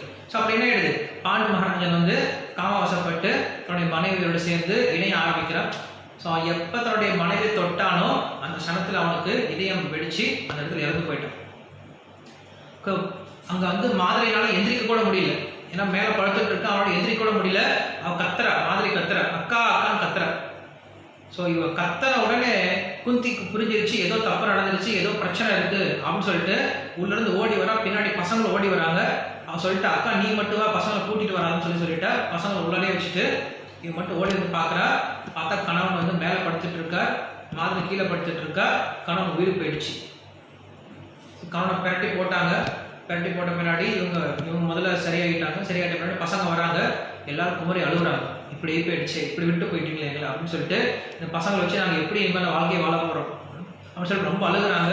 அங்கே இருக்கிற ரிஷிகள்லாம் வந்துட்டாங்க, எல்லாரும் சேர்ந்து அழுகுறாங்க. பாண்டு மகாராஜ் இறந்து போயிட்டாங்க. பாண்டு மகாராஜ் அவ்வளோ தர்மத்தை செஞ்சவனா இருந்தாங்க, அவ்வளோ நல்ல ஒரு தர்மசாலியாக இருந்தாங்க. அப்படி இருந்தும் இப்படி இறந்து போயிட்டான்னு சொல்லிட்டு எல்லாம் அழுகுறாங்க. என்ன பண்ணுறது, நேரம் காலம் வந்துச்சுன்னா யாரும் தடுக்க முடியாது. ஏன்னா அந்த சாபம் அப்படிப்பட்டது. சாபம் கொடுத்தது அதுதான், உன்னை சாகடிக்கிறது சாபம் கொடுத்தது, ஒன்றும் பண்ண முடியாதுன்னு சொல்லிட்டு எல்லா ரிஷிகளும் ரொம்ப வருத்தப்படுறாங்க. அதுக்கப்புறம் யோசிச்சாங்க, சரி இனிமேல் கணவன் இல்லாமல் நீ வந்து என்ன பண்ண முடியாது, ஆசிரமத்தில் இருக்க முடியாது, உன்னை கூட்டிகிட்டு போகிறேன்னு சொல்லிட்டு அவங்க கூட்டிகிட்டு போகிறாங்க. அந்த இடத்துல 16,000 ரிஷிகள் இருந்தாங்க. அந்த அந்த மலையில் 16,000 ரிஷிகள் இருந்தாங்க. என்ன பண்ணுறாங்க, அத்தனை ரிஷிகள் என்ன பண்ணுறாங்க, சேர்ந்து கூட்டிகிட்டு போகிறாங்க ஹஸ்தினாபுரத்துக்கு. காரணம் என்ன, சாட்சிக்கு. என்ன சாட்சி, ஏன்னா இவனால பாண்டுவால குழந்தைய பெற்றுக்க முடியாது அப்படின்ற பட்சத்தில் இவனுக்கு எப்படி இத்தனை குழந்தை பிறந்து, 5 குழந்தை எப்படி பிறந்துச்சு அப்படின்னு யாராவது கேள்வி கேட்டுருவாங்க இல்லையா. அந்த கேள்விக்கு பதில் சொல்றதுக்காக இவங்க எல்லாரும் வராங்க. அந்த ரிஷிகள் என்ன பண்ணாங்க, நடந்து வரலையா, அவங்களுடைய மந்திர சக்தினால அவங்க மறைஞ்சாங்க, இங்கே தோன்றுனாங்க. அங்கே ஹிமாலயத்தில் மறைகிறாங்க, இங்கே ஹஸ்தினாபுரத்தில் தோன்றுறாங்க. பாண்டவர்களை கூட்டிக்கிட்டு அந்த குந்தி மகாராணியை கூட்டிக்கிட்டு எல்லாரும் அரசுக்குள்ள வராங்க. ஸோ இத்தனை பேர் 16,000 ரிஷிகளும் அரசவைக்குள்ள வந்தாலும் எப்படி இருக்கும், அவ்வளோ ஒரு தேஜஸோடு இருந்துச்சா. எல்லாம் இருந்துச்சுன்னா அவ்வளோ மரியாதை கொடுக்குறாங்க. அந்த பின்னாடி திருதராஷ்டிரன் கண்ணு தெரியாது, இருந்தாலும் அவன் மரியாதை கொடுத்துட்டு உட்காந்துக்கிறான். இந்த ரிஷிகள்லாம் பேச ஆரம்பிக்கிறாங்க. இந்த மாதிரி பாண்டு மகாராஜனை கூட இருந்தார், ரொம்ப நிறைய சேவை பண்ணிட்டு இருந்தார், ரொம்ப நல்ல தபஸ்யாக செஞ்சுட்டு இருந்தார். ஆனால் காலம் யாரும் விட்டு வைக்க போகிறது கிடையாது. இந்த மாதிரி அவர் மாதிரியோட சேர்ந்து இருக்கும் பொழுது அவர் உடலை விட்டுட்டார். இப்போ அந்த மாதிரி என்ன பண்ணுறாங்க அப்படின்னா, பாண்டு மகாராஜர்கள் உடன்கட்டை ஏறிட்டாங்க. அந்த காலத்தில் அது இருந்துச்சு, சதி அப்படின்னு சொல்லுவாங்க. சதி அப்படின்னா கணவன் வந்து இறந்து போயிட்டாங்க அப்படின்னா மனைவி என்ன பண்ணுவாங்க, அவங்களால துக்கம் தாங்க முடியாமல் அவங்க என்ன பண்ணிடுவாங்க, அந்த நெருப்பில் ஏறிடுவாங்க. அதுக்கப்புறம் அது போக போக என்ன ஆயிடுச்சு அப்படின்னா கட்டாயமாக மாற்றிட்டாங்க. கொண்டு போய் என்ன பண்ணுறாங்க, இவங்களே கொண்டு போய் மனைவியை கொண்டு போய் தள்ளிடுவாங்க நெருப்பில். அது தப்பு. சாஸ்திரம் அப்படி சொல்ல கிடையாது.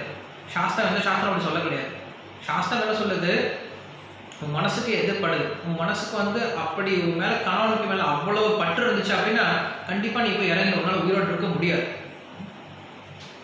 அப்படி இல்லைன்னா என்ன பண்ண முடியும், ஒன்றும் பண்ண முடியாது, நீ பாட்டி இருந்துக்கலாம், உன் வாழ்க்கையை நீ நடத்திக்கலாம் அப்படின்னு சொல்லிட்டு தான் சொல்லும் சாஸ்திரம். ஸோ அப்படி அந்த பாண்டு மகாராஜ் இறக்கும்போது குந்தி தான் ஃபஸ்ட்டு சொல்கிறாங்க, நான் போய் இறக்க போகிறேன் அப்படின்னு சொல்லிட்டு குந்தி சொல்கிறாங்க. ஸோ குந்தி சொல்லும்போது மாதிரி சொல்கிறாங்க, நீங்கள் போகக்கூடாதுக்கா, நீங்கள் இருங்க, நீங்கள் இருந்தால் இந்த குழந்தைய நல்லா பார்த்துப்பீங்க, என்னால் பார்த்துக்க முடியாது, நீங்கள் வந்து குழந்தைய பார்த்துக்கோங்க, நான் ஏறுறேன், ஏன்னா என்னால் தான் இந்த நிலைமை கணவன் வந்துச்சு, நான் இறந்து போயிடுறேன்னு சொல்லிட்டு அவன் உடன்கட்டை ஏறிட்டு அவன் இறந்து போயிட்டான். ஸோ குந்தி என்ன பண்ணுறாங்க, 5 பேர் கூட்டிகிட்டு வராங்க. அங்கே கூட்டிகிட்டு போன பின்னாடி அந்த ரிஷிகள்லாம் வந்து அந்த திருதராஷ்டிரத்தை சொல்கிறாங்க, 5 குழந்தைங்க வந்திருக்காங்க, இந்த 5 பேரும் 5 தேவர்களுடைய அம்சம் அப்படின்னு சொல்லிட்டு. இந்த பெரிய பையன் இருக்கான் இல்லையா, இவன் தான் வந்து சாக்ஷாத் தர்மனுடைய அவதாரம். 2வது இருக்கக்கூடிய இந்த பையன் வாயு, இந்த பீமன் வந்து வாயு தேவனுடைய அவதாரம். இந்த 3வது பையனான அர்ஜுனன் இவன் வந்து இந்திரனுடைய அம்சத்தில் பிறந்திருக்கான். 4வது பையன் 5வது பசங்க 2 பேரும் நகல சகாதவர்கள் 2 பேரும் வந்து அஸ்வினி குமாரனுடைய அவதாரம். இந்த குழந்தைங்க நீங்கள் உங்களை பத்திரமா பார்த்துக்கோங்க அப்படின்னு சொல்லிட்டு அந்த திருதராஷ்டிரனை ஒப்படைச்சிட்டு இந்த ரிஷிகள் மறந்து போயிட்டாங்க. மறந்து போன பின்னாடி திருதராஷ்டிரன் பார்க்குறான், அவன் உண்மையில் பார்க்க முடியாது, பட் இருந்தாலும் அவன் என்ன பண்ணுறான், பெரியப்பா அப்படின்ற வகையில் ரொம்ப அன்போடு அவங்க என்ன பண்ணுறான், அந்த குழந்தைகளை கட்டி அணைச்சிட்டு விதுரரை கூப்பிட்றான். விதுரரை கூப்பிட்டு, விதுரா இனிமேல் நீ பார்த்துக்கோ, குந்தியையும் இந்த குழந்தைகளும் உன்னுடைய பொறுப்பு அப்படின்னு சொல்லிட்டு விதுரர் கையில் கொடுத்துட்டான். கொடுத்த பின்னாடி அந்த குழந்தைங்களாம் சேர்ந்தே வளர்ந்துட்டு இருக்காங்க. சரி, நான் சொன்ன விஷயம் எல்லாமே வந்து தேவர்கள் அசுரர்கள் என்ன பண்ணியிருக்காங்க, உலகத்தில் அத்தனை பேர் பெருவெடுத்திருக்காங்க அப்படின்னு நமக்கு தெரியும். ஸோ அதனால தான் அங்கே வந்து கலிபுருஷனுடைய அவதாரமே யார் அப்படின்னா துரியோதனன் அப்படின்னு சொல்லி சொல்கிறாங்க. கலின்னு சொல்லி சொல்கிறோம் இல்லையா, கலியுகம் சொல்லி சொல்கிறோம் இல்லையா, அந்த கலியினுடைய அவதாரமே யாருன்னா துரியோதனன் தான். ஸோ அப்படி இருக்கும்போது கர்ணன் ஏன் போய் துரியோதனன் கிட்ட சேர்ந்தான் அப்படின்னா, ஏன்னா கர்ணன் யார் அப்படின்னா சூரியனுடைய அவதாரம். ஸோ சூரியன் என்ன பண்ணும், கலியுகத்தில் இருந்தால் ஆகும். சூரியன் வந்து கலியுகத்தை காட்டணும். ஸோ காலத்தை காட்டுறதுனால அந்த சூரியன் என்ன பண்ணுறான், போய் கலியான துரியோதனன் போய் சேர்ந்துக்கிறாங்க. ஸோ அப்படி என்ன பண்ணுறாங்க, இங்கே எல்லா விதமான தேவர்களும் அசுரர்களும் சேர்ந்து இந்த வீட்டில் பிறந்திருக்காங்க. 100 பேர், இவங்களுக்கு 100 பேர், இவங்களுக்கு 5 பேர், ஸோ மொத்தம் 105 பேர். 105 பேர் சேர்ந்து எல்லாரும் சேர்ந்து விளையாண்டுட்டு இருக்காங்க. அப்படி விளையாண்டுட்டு இருக்கும்போது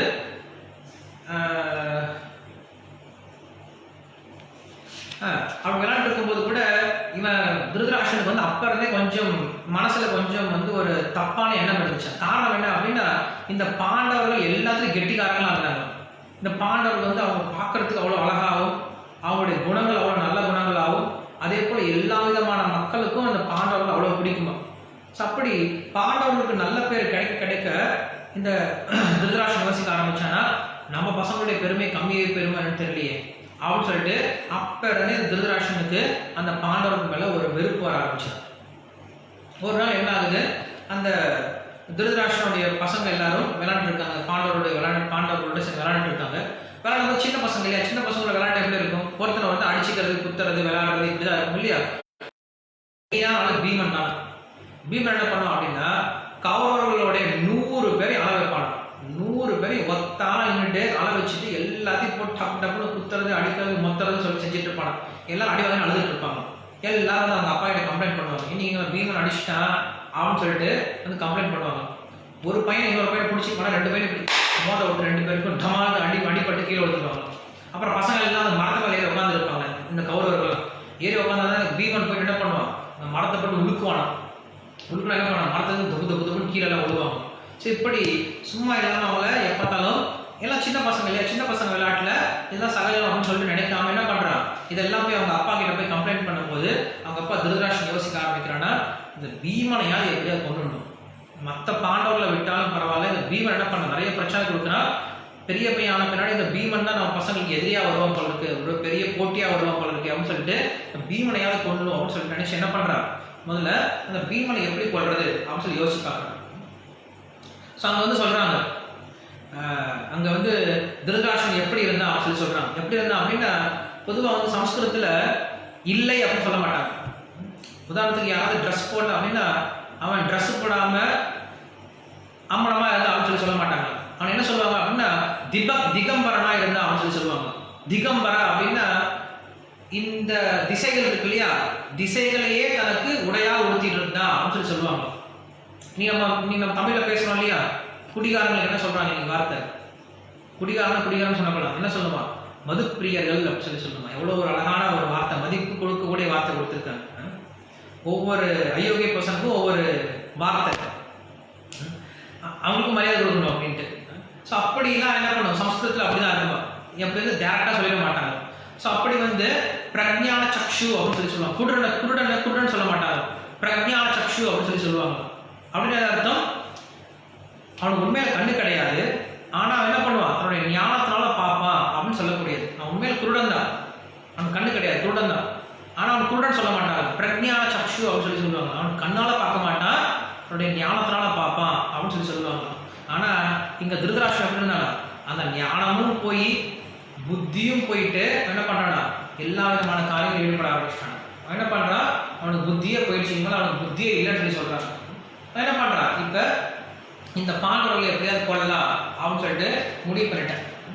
என்ன பண்ணுறாங்க, அவன் வந்து ஒரு நாள் வனபோஜனம் அரேஞ்ச் பண்ணுறான். யார், திருதராஷ்டிரன் அரேஞ்ச் பண்ணுறான். வனபோஜனம் அப்படின்னு எல்லாரும் சேர்ந்து வனத்தில், அதாவது காட்டில் போய் சாப்பிட்றது, காட்டில் போய் எல்லாரும் விருந்து சாப்பிட்றது, வனபோஜனம் அரேஞ்ச் பண்ணுறாங்க. அதில் பீமனுக்கு தான் ரொம்ப குதூகலம், ஏன்னா பீமன் நிறைய சாப்பிடக்கூடியது. பீம கர்ம விற்போதரகா அப்படின்னு சொல்லுவாங்க, நிறைய சாப்பிடணும் பீமன்.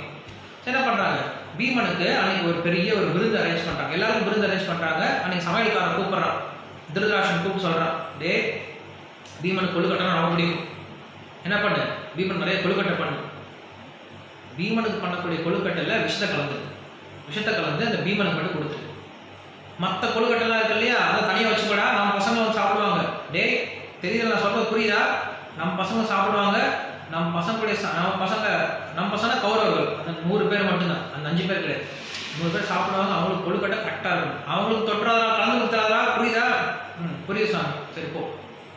என்ன பண்ணுறாங்க, எல்லாம் காட்டுக்கு போயிட்டாங்க, சமைச்சிட்டான், நல்லா கொழுக்கட்டை பெரிய கொழுக்கட்டை பண்ணிட்டு தனியாக வச்சுட்டான். பீமனுக்கு மட்டும் தனியாக பெருசு ஒரு 50 கொழுக்கட்டை பண்ணி வச்சுட்டான். பீமனை கொடுத்த பின்னாடி அவன் சாப்பிட்றான், நல்லா சாப்பிட்றான், ஒன்றும் பிரச்சனை கிடையாது. அவனுக்கு மட்டும் தனியாக மற்ற பாண்டவர்களுக்கு கொடுக்கலையா. இவன் ஒருத்தனை என்ன பண்ணுறான், எல்லாத்தையும் எடுத்து இவன் சாப்பிட்டு சாப்பிட்ருக்கோம். அவன் சொல்கிறான் தர்மர் கிட்ட, யுதிஷ்டர் கிட்ட சொல்கிறான், அண்ணா கொழுக்கட்டை நல்லா இல்லைண்ணா, ஏதோ கசப்பாக இருக்குது, தினமும் இருக்க மாதிரி கொழுக்கட்டை இல்லை, ஏதோ கசப்பாக இருக்குண்ணா.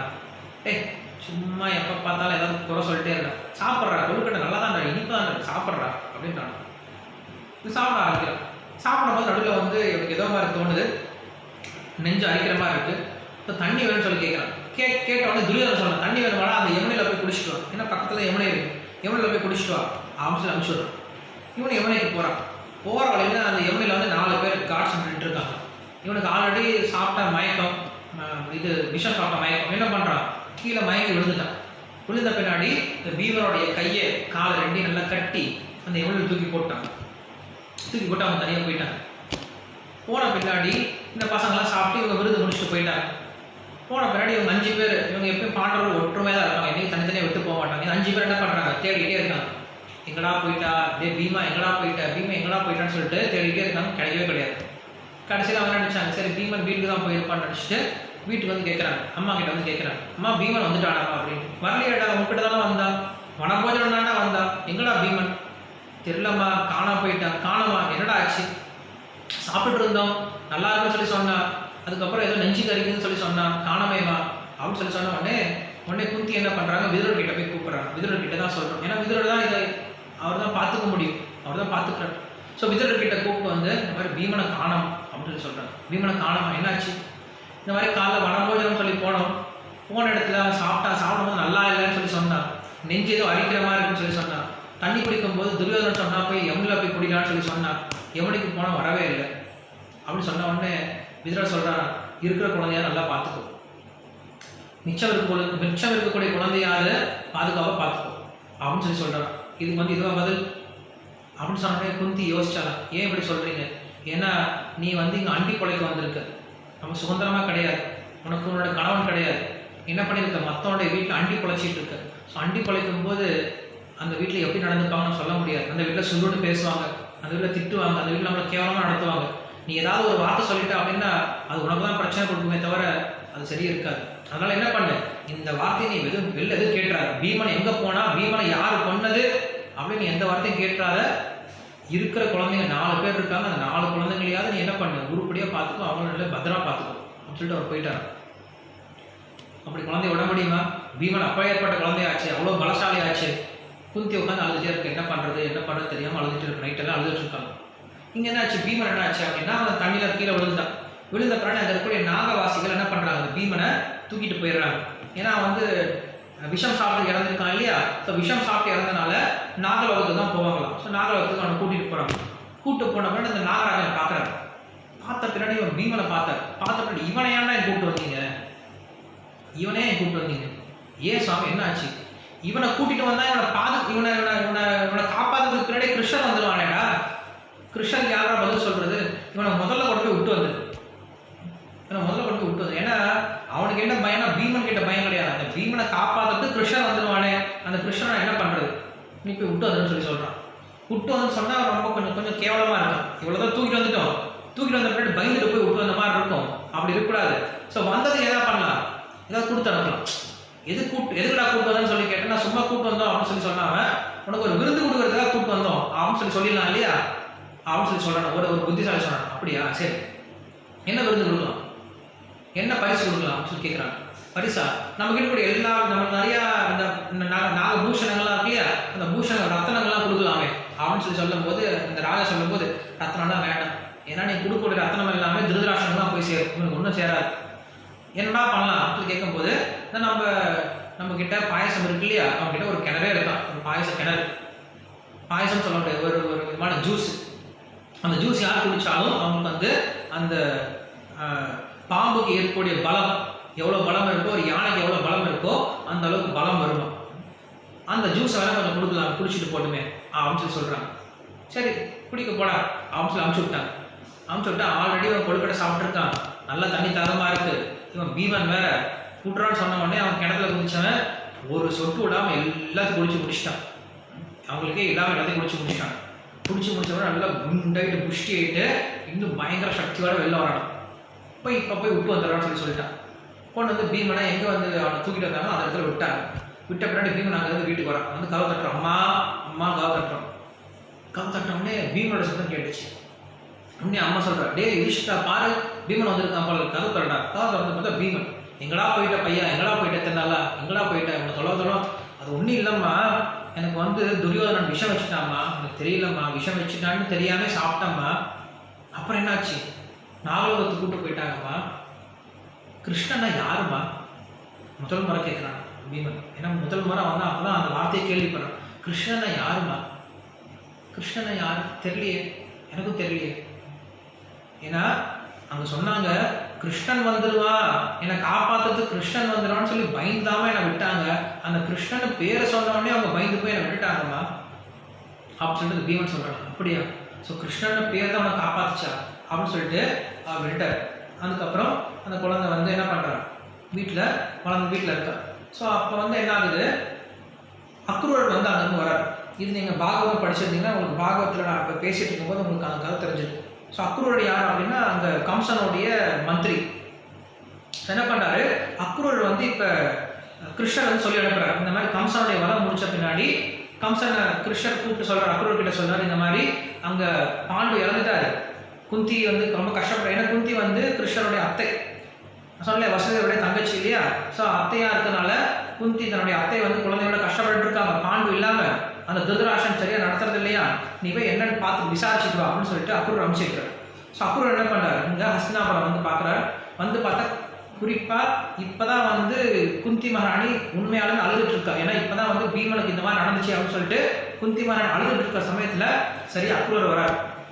வந்த பின்னாடி கம்சன் வந்து அந்த அக்ரூர் வந்து எல்லாத்தையும் அக்ரூர் கிட்ட குந்தி மகாராணி சொல்லி அழுகுறார். அழுத பின்னாடி குந்தி மகாராணி கேட்கிறார், என்ன ஆச்சு, நீங்க எப்படி வந்தீங்க, என்ன பார்க்க எப்படி வந்தீங்க, இத்தனை நாள் கழிச்சு எனக்கு என்னுடைய ஞாபகம் உங்களுக்கு இப்பதான் வந்துச்சா. ஏன்னா அக்ரூரம் வந்து குந்தி மகாராணியுடைய ஒரு அண்ணன் தானே.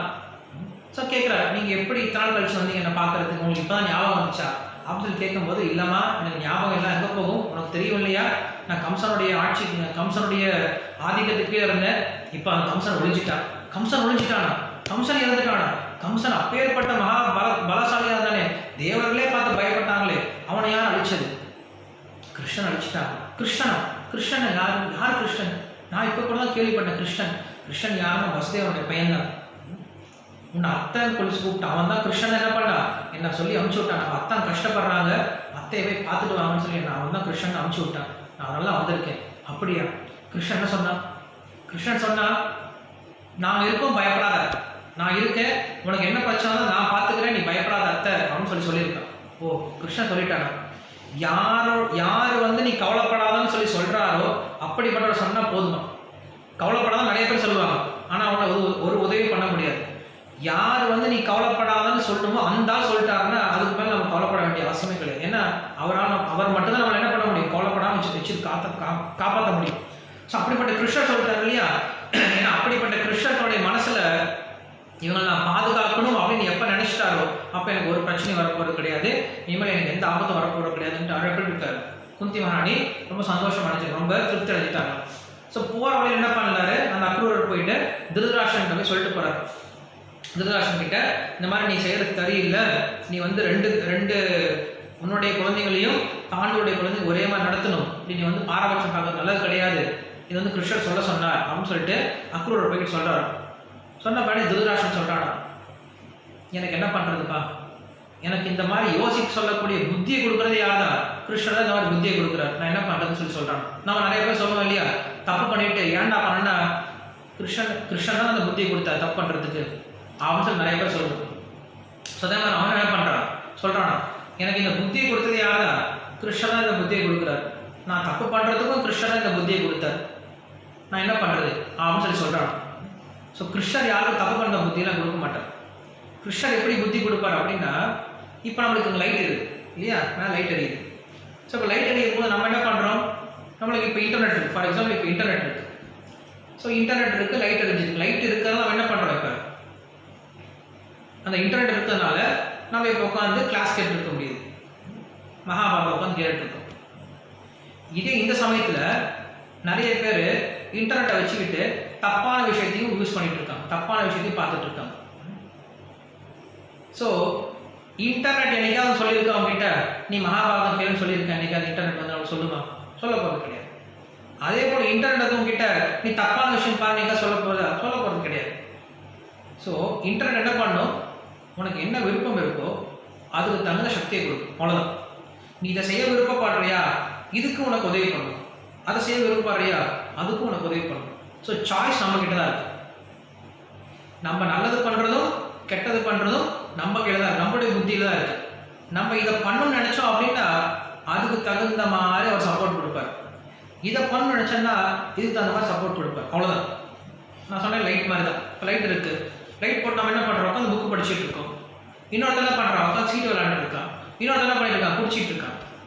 ஸோ லைட் என்னைக்கா சொல்லியிருக்கா, ஒளி என்னைக்கா சொல்லுமா நீ வந்து சீட்டு விளையாடணும்னு சொல்லுமா? சொல்ல போகிறது கிடையாது. லைட் என்னைக்கா சொல்லுமா நீ உட்காந்து பாகவதம் பண்ணுறான்னு சொல்லுமா? சொல்லாது. லைட் என்ன பண்ணும், லைட் கொடுக்கும், வெளிச்சத்தை கொடுக்கும். அந்த வெளிச்சத்தை நீ எப்படி உபயோகப்படுத்திக்கிற அப்படிங்கிறது உன் கையில் தான் இருக்கு. ஸோ அதே போல் பகவான் என்ன பண்ணுவார், நமக்கு சக்தியை கொடுக்குறாரு. அந்த சக்தியை நம்ம எப்படி உபயோகப்படுத்திக்கிறோம் அப்படிங்கிறது நம்ம கையில் தான் இருக்கு. அதனால பகவான் வந்து நம்மளுக்கு இந்த மாதிரி புத்திலாம் கொடுக்க போகிறது கிடையாது. ஸோ அது வந்து நம்ம இதை புரிஞ்சுக்கணும். இது வந்து கிருஷ்ணன் கிட்ட அர்ஜுனன் கேட்குறான். அர்ஜுனன் வந்து கேட்கக்கூடிய ஒரு முக்கியமான கேள்வி. நம்ம எல்லாரும் கதை பார்த்துட்டோம், ஒரு முக்கியமான விஷயத்தை நம்ம பேசிட்டு முடிச்சிடும். அர்ஜுனன் வந்து கிருஷ்ணன் கிட்ட ஒரு முக்கியமான ஒரு சந்தேகம் கேட்குறான். என்ன கேட்குறான் அப்படின்னா, அதகேன பிரயுக்தோயம் பாபம் சரதி புருஷா அனிச்ச யோஜிதா அப்படின்னு சொல்லி கேள்வி கேட்கிறான். என்ன அர்த்தம் சொல்றேன், மூணாவது அத்தியாயத்தில் வரக்கூடிய இந்த ஸ்லோகம். அதகேன, கேன அப்படின்னா யாரால, எதனால. அத கேன பிரயுக்தோயம், எதனால உந்தப்பட்டு. அதகேன பிரயுக்தோயம் பாபம் சரதி புருஷா, மனிதர்கள் பாவத்தை செய்கிறார்கள். எதனால உந்தப்பட்டு மனிதர்கள் பாவத்தை செய்கிறார்கள். அதகேன பிரயுக்தோயம் பாபம் சரதி புருஷா. சரி, இங்க இருக்கவங்களை யாருக்காவது நான் பாவம் செய்யணும் அப்படின்ற ஆசை இருக்கா? நான் பாவம் செஞ்சா பரவாயில்ல, நான் அயோக்கியனா இருந்தா பரவாயில்ல, நான் தப்பு பண்ணா பரவாயில்லன்னு யாராவது நம்ம ஆசைப்படுறோமா? யாரும் இருக்கவா? கிடையாது. யாருக்குமே தான் தப்பா இருக்கணும்னு ஆசைப்பட கிடையாது. எல்லாருமே தான் நல்ல மனிதராக இருக்கணும், தன்னுடைய குடும்பத்துக்கு நல்ல மனிதராக இருக்கணும், சமுதாயத்துக்கு நல்ல மனிதராக இருக்கணும், எல்லாருக்கும் உண்மையாக இருக்கணும் அப்படின்னு ஆசைப்படுறோம் இல்லையா? ஆனாலும் நம்மளுடைய விருப்பத்தை மீறி நம்ம என்ன பண்ணுறோம், தப்பு பண்ண ஆரம்பிச்சிடும். ஒரு சில சமயம் நம்மளோட விருப்பமே இருக்காது, பட் இதுதான் என்ன பண்ணிடுவோம், வலுக்கட்டாயமாக ஏதோ ஒரு விஷயம் நம்ம என்ன பண்ணுவோம், இழுத்து நம்மளுக்கு தெரியாம தப்பு பண்ணிடுவோம். அதுக்கப்புறம் யோசிச்சுப்பாங்க, சீச்சி நானா இப்படி பண்ணேன், என் புத்தி எப்படி இப்படி போச்சு, நான் இப்படி பண்ணக்கூடிய ஆள் கிடையாது, நான் நல்லா தான் இருந்தேன், ஒழுங்காக தான் இருந்தேன், திடீர்னு என் புத்தி எப்படி போச்சு, நான் இப்படி பண்ணக்கூடிய ஆள் கிடையாது, நான் ஏன் இப்படி பண்ணேன் அப்படின்னு சொல்லிட்டு ஒரு சில சமயம் நம்ம புத்தி நம்மளுக்கே யோசிச்சு பார்ப்போம். எல்லாரும் அந்த மாதிரி உங்களுக்கு எக்ஸ்பீரியன்ஸ் இருந்திருக்குன்னு நினைக்கிறேன். ஸோ அதான் கேட்குறான் அங்கே அர்ஜுனன் கேட்கக்கூடிய கேள்வி அப்படின்னா, அதற்கேன பிரயுக்தோயம், எதனால உந்தப்பட்டு மனிதன் பாவ செயல்களை செய்கிறார்கள். அதற்கேன பிரயுக்தோயம் பாபம் சரதி புருஷா அனிச்சன் அப்பி வார்ஷ்ணேய. அனிச்சன் அப்பி வார்ஷ்ணேய அப்படின்னா அவனுக்கு இச்சையே கிடையாது, அந்த பாவத்தை செய்யறதுக்கு அவனுக்கு விருப்பமே கிடையாது, அனிச்சன் அப்படின்னு சொல்லி சொல்ற. அப்படி இருந்தும் பலாதிவனி யோஜிதா என்ன பண்றதா, உந்தப்பட்டு ஏதோ ஒரு சக்தினால அவன் என்ன பண்றான், வலுக்கட்டாயம் உந்தப்பட்டு அந்த பாவத்தை செய்கிறான். என்ன காரணம் கிருஷ்ணா, என்ன அந்த காரணத்தால ஒருத்தன் பாவம் செய்யறான் அப்படின்னு சொல்லி கேட்கிறான். கிருஷ்ணா அதுக்கு நேரடியாக பதில் சொல்லிட்டார். ஒருத்தன் பாவம் செய்யறதுக்கான காரணம் என்ன அப்படின்னு சொல்லி சொல்லும் போது கிருஷ்ணா சொல்றார், காமயேஷ குரோதயேஷா ரஜோகுண சமுத்பவ மகாசனோ மகாபாத்மா வித்தியேன மிக வைரினம். இந்த உலகத்தில் மனுஷன் தப்பு பண்றதுக்கான முதல் காரணம், பாவம் செய்யறதுக்கான முதல் காரணம் என்ன அப்படின்னா காமயேஷ குரோதயேஷா, காமம் அப்படின்ற ஒரு விஷயம் தான். இந்த இடத்துல காமம் அப்படிங்கிறது ஆசை, எந்த வித ஆசையாக இருந்தாலும் பரவாயில்ல, அது எல்லா விதமான ஆசையும் குறிக்கும். வெறும் ஆணுக்கு பெண்ணுக்கு நடக்கக்கூடிய காமம் மட்டும் கிடையாது, பொதுவாக ஆசை அப்படின்னு சொல்லி சொல்லலாம்.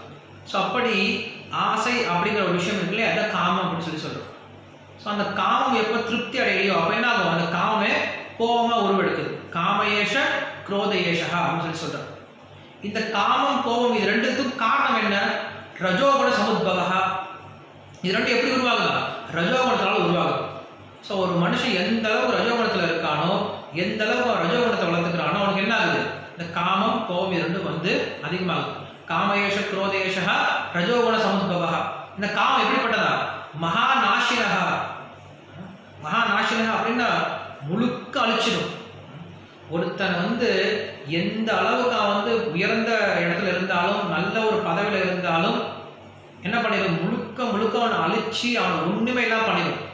ஆனால் இன்னைக்கு வந்து நம்ம அதை பார்க்கறது கிடையாது. ஏன்னா இன்னைக்கு வந்து மனிதர்கள் எல்லாமே அது காமத்தில் ஈடுபட்டதுனால நம்மளுக்கு இன்னைக்கு வித்தியாசம் தெரியாமல் போயிடும். நம்ம ராவனுடைய உதாரணத்தில் பார்த்தோம். ராவனுக்கு எல்லாமே இருந்துச்சு, ஆனால் அவனுக்கு ஒரே ஒரு விஷயம் அதிகமாக இருந்துச்சு, வந்து காமம் அப்படிங்கிறது அதிகமாக இருந்துச்சு. அந்த காமத்தினால அவன் மொத்த வம்சமும் அழிஞ்சு போய் மொத்த குலமே நாசனமாச்சு. காரணம் என்னது, அந்த ஒரு சின்ன ஒரு விஷயம், அவன் பட்ட காமம். என்னது, சீத்தை மேலே வச்சிருந்த காமம், அவ்வளோதான். அந்த சீத்தையை மட்டும் அவன் கொடுத்துருந்தான்னா எவ்வளோ காலம் வாழ்ந்துருக்கலாம், நல்லபடியாக வாழ்ந்துருக்கலாம். ஆனால் அந்த காமம் அப்படிங்கிற அவனை விடாது. என்ன பண்ணும், காமம் அவனை முழுமையாக கீழே இழுத்து போட்டு அவனை முழுமையாக முடிக்கிற வரைக்கும் என்ன பண்ணாது, அவனை விடவே விடாது. ஒரு முறை அந்த காமம் அப்படின்னு உள்ள வந்துருச்சுன்னா, அந்த ஆசை அப்படிங்கிற உள்ள வந்துருச்சுன்னா, அதான் சொல்றாரு, முழுமையாக என்ன பண்ணிடுமா, அழிச்சிடும். மகா நாசினகா. எவ்வளோ பெரிய ஆத்மாவாக இருந்தாலும் பரவாயில்ல, எவ்வளோ பெரிய புத்திசாலியாக இருந்தாலும் பரவாயில்ல, அந்த காமம் அப்படிங்கிற மனசுக்குள்ள வந்துருச்சுன்னா அவனை முழுமையாக நாசினம் பண்ணிடும்னு சொல்றாங்க. ஸோ அதான் இங்கே பார்க்குறோம். என்ன ஆகுது, அந்த காமம் அப்படிங்கிற ஒரு விஷயம் இருந்தால் என்ன ஆகும், கண்டிப்பாக நம்ம மனசுல இருந்து இந்த சாந்தி அப்படிங்கிறது வரப்போகிறது கிடையாது. அந்த சாந்தி அப்படிங்கிறது இல்லைன்னா நம்மளுக்கு சந்தோஷம் அப்படிங்கிறது வரப்போகிறது கிடையாது அப்படிங்கிறது தான் இந்த இடத்துல சொல்கிறாங்க. ஸோ அப்படி அந்த திருதராஷ்டிரன் வந்து ஏதோ பெருசாக அவர் சொன்னாங்க, அவனுக்கு தெரிஞ்ச ஒரு ஃபிலாசபி சொல்லி கொடுக்குறான். சொன்ன பின்னாடி சிரிச்சுட்டார், அப்ரோடு சிரிச்சுக்கிட்டார். அவன் பெண்ணாத்தான அவர் சொல்லி சிரிச்சுக்கிட்டு அவர் போயிட்டார். போன பின்னாடி இந்த இந்த பசங்க மறுபடியும் ஏன்னா ஒரே வீட்டில் இருந்தாங்க இல்லையா, 2 பேரும் விளையாட ஆரம்பிச்சிட்டாங்க. 105 பசங்க சேர்ந்து விளையாட ஆரம்பிச்சிட்டாங்க. கொஞ்சம் யோசிப்பாரு, தேவர்கள் இந்த பக்கம் 5 பேர், இந்த பக்கம் அசுரர்கள் 100 பேர். 2 பேர் தேவ அசுரர்கள் 2 பேர் சேர்ந்தாவே யுத்தம் தான் நடக்கும். ஸோ இந்த தேவ அசுரர்கள் 2 பேர் என்ன ஆயிட்டாங்க, குழந்தைங்களா பிறந்து திருதராஷ்டிரன் வீட்டில் விளையாண்டு இருக்காங்க. அவ்வளோ பெரிய போர்க்குளமா இருக்கும். அதான் ஒரு பையனை வீட்டில் வச்சு மேய்க்கிறது ரொம்ப கஷ்டம். 105 பசங்களை வச்சு வீட்டில் வைக்கணும் அப்படின்னா அவ்வளோ கஷ்டம். ஒருத்தனும் சுத்தமாக இருக்க மாட்டான். ஒருத்தனும் அவ்வளோ அடம் பண்ணிக்கிட்டு வீட்டில் அவ்வளோ அட்டகாசம் பண்ணிட்டு இருப்பாங்க. அப்படி இருக்கும்போது சரி இவங்க எல்லாத்தையும் நம்ம அடக்கி வைக்கணும் அப்படின்னு என்ன பண்ணுவோம், இவங்களுக்கு சரியாக உபயோகப்படுத்தணும். பசங்களை நம்ம அடக்க முடியாது. பசங்க என்ன பண்ணும், ஸோ என்கேஜ் பண்ணா அவங்க என்ன பண்ணுவாங்க, ஆட்டோமேட்டிக்காக அடங்க ஆரம்பிச்சிடும். ஸோ அப்போ என்ன பண்ணுறாரு, உங்களை என்கேஜ் பண்ணுறதுக்கு இவங்க எல்லாத்தையும் குருகுலத்தில் போய் சேர்க்கலாம், இவங்க எல்லாத்தையும் படிக்க விடலான்னு சொல்லிட்டு கிருபாச்சாரியார் அப்படின்ற ஒரு ஆச்சாரியர் ஒரு சுவாமியை பிடிச்சிட்டு வந்து இந்த கிருபாச்சாரியோட குருகுலத்தில் அமைச்சு வச்சுட்டாங்க. இவங்க எல்லாத்தையும் தனுர்வேதம் சொல்லிக் கொடுங்க, சண்டை செய்கிறத சொல்லிக் கொடுங்க அப்படின்னு சொல்லிட்டு அவங்க சொல்லிக் கொடுக்குறார். ஸோ கிருபாச்சாரியர் வந்துட்டார். கிருபாச்சாரியார் வந்து அங்கே அவங்களுக்கு சண்டை சொல்கிறதுக்காக வந்திருக்கார். அவங்க குருகுலத்துக்கு போயிட்டாங்க. ஸோ அவங்க எப்படி வந்து அந்த போர்க்கலை கற்றுக்கிட்டாங்க, அதுக்கப்புறம் என்ன நடந்துச்சு அப்படிங்கிறத நம்ம நாளைக்கு பார்க்கலாம். இப்போ நிறுத்திக்கிறேன். இப்போ யாருக்காவது ஏதாவது கேள்விகளோ சந்தேகங்களோ இல்லை பதில்களோ இல்லை வந்து சந்தேகங்களோ இல்லை கருத்துகளோ வந்து சொல்லலாம் பேசின விஷயத்துக்கு.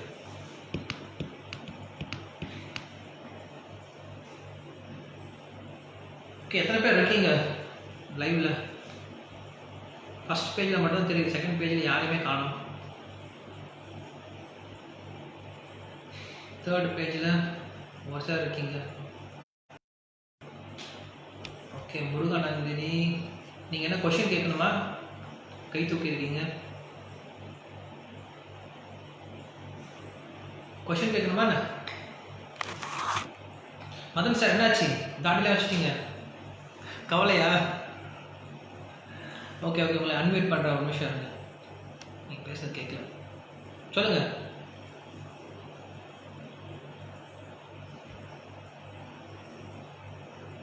அன்மியூட் ஆக மாட்டேங்குது. நீங்கள் அன்மியூட் பண்ணலையா? அன்மியூட் ஆக மாட்டேங்குது இல்லையா? ஹரே கிருஷ்ணா. முருகநந்தினி தானே? ஹலோ, ஹரே கிருஷ்ணா. ஹரே கிருஷ்ணா. சொல்லுங்க. இல்ல, யார் யார் வந்துட்டு பிரசண்டா இருக்கீங்கன்னு கேட்டதுக்கு அதுதான்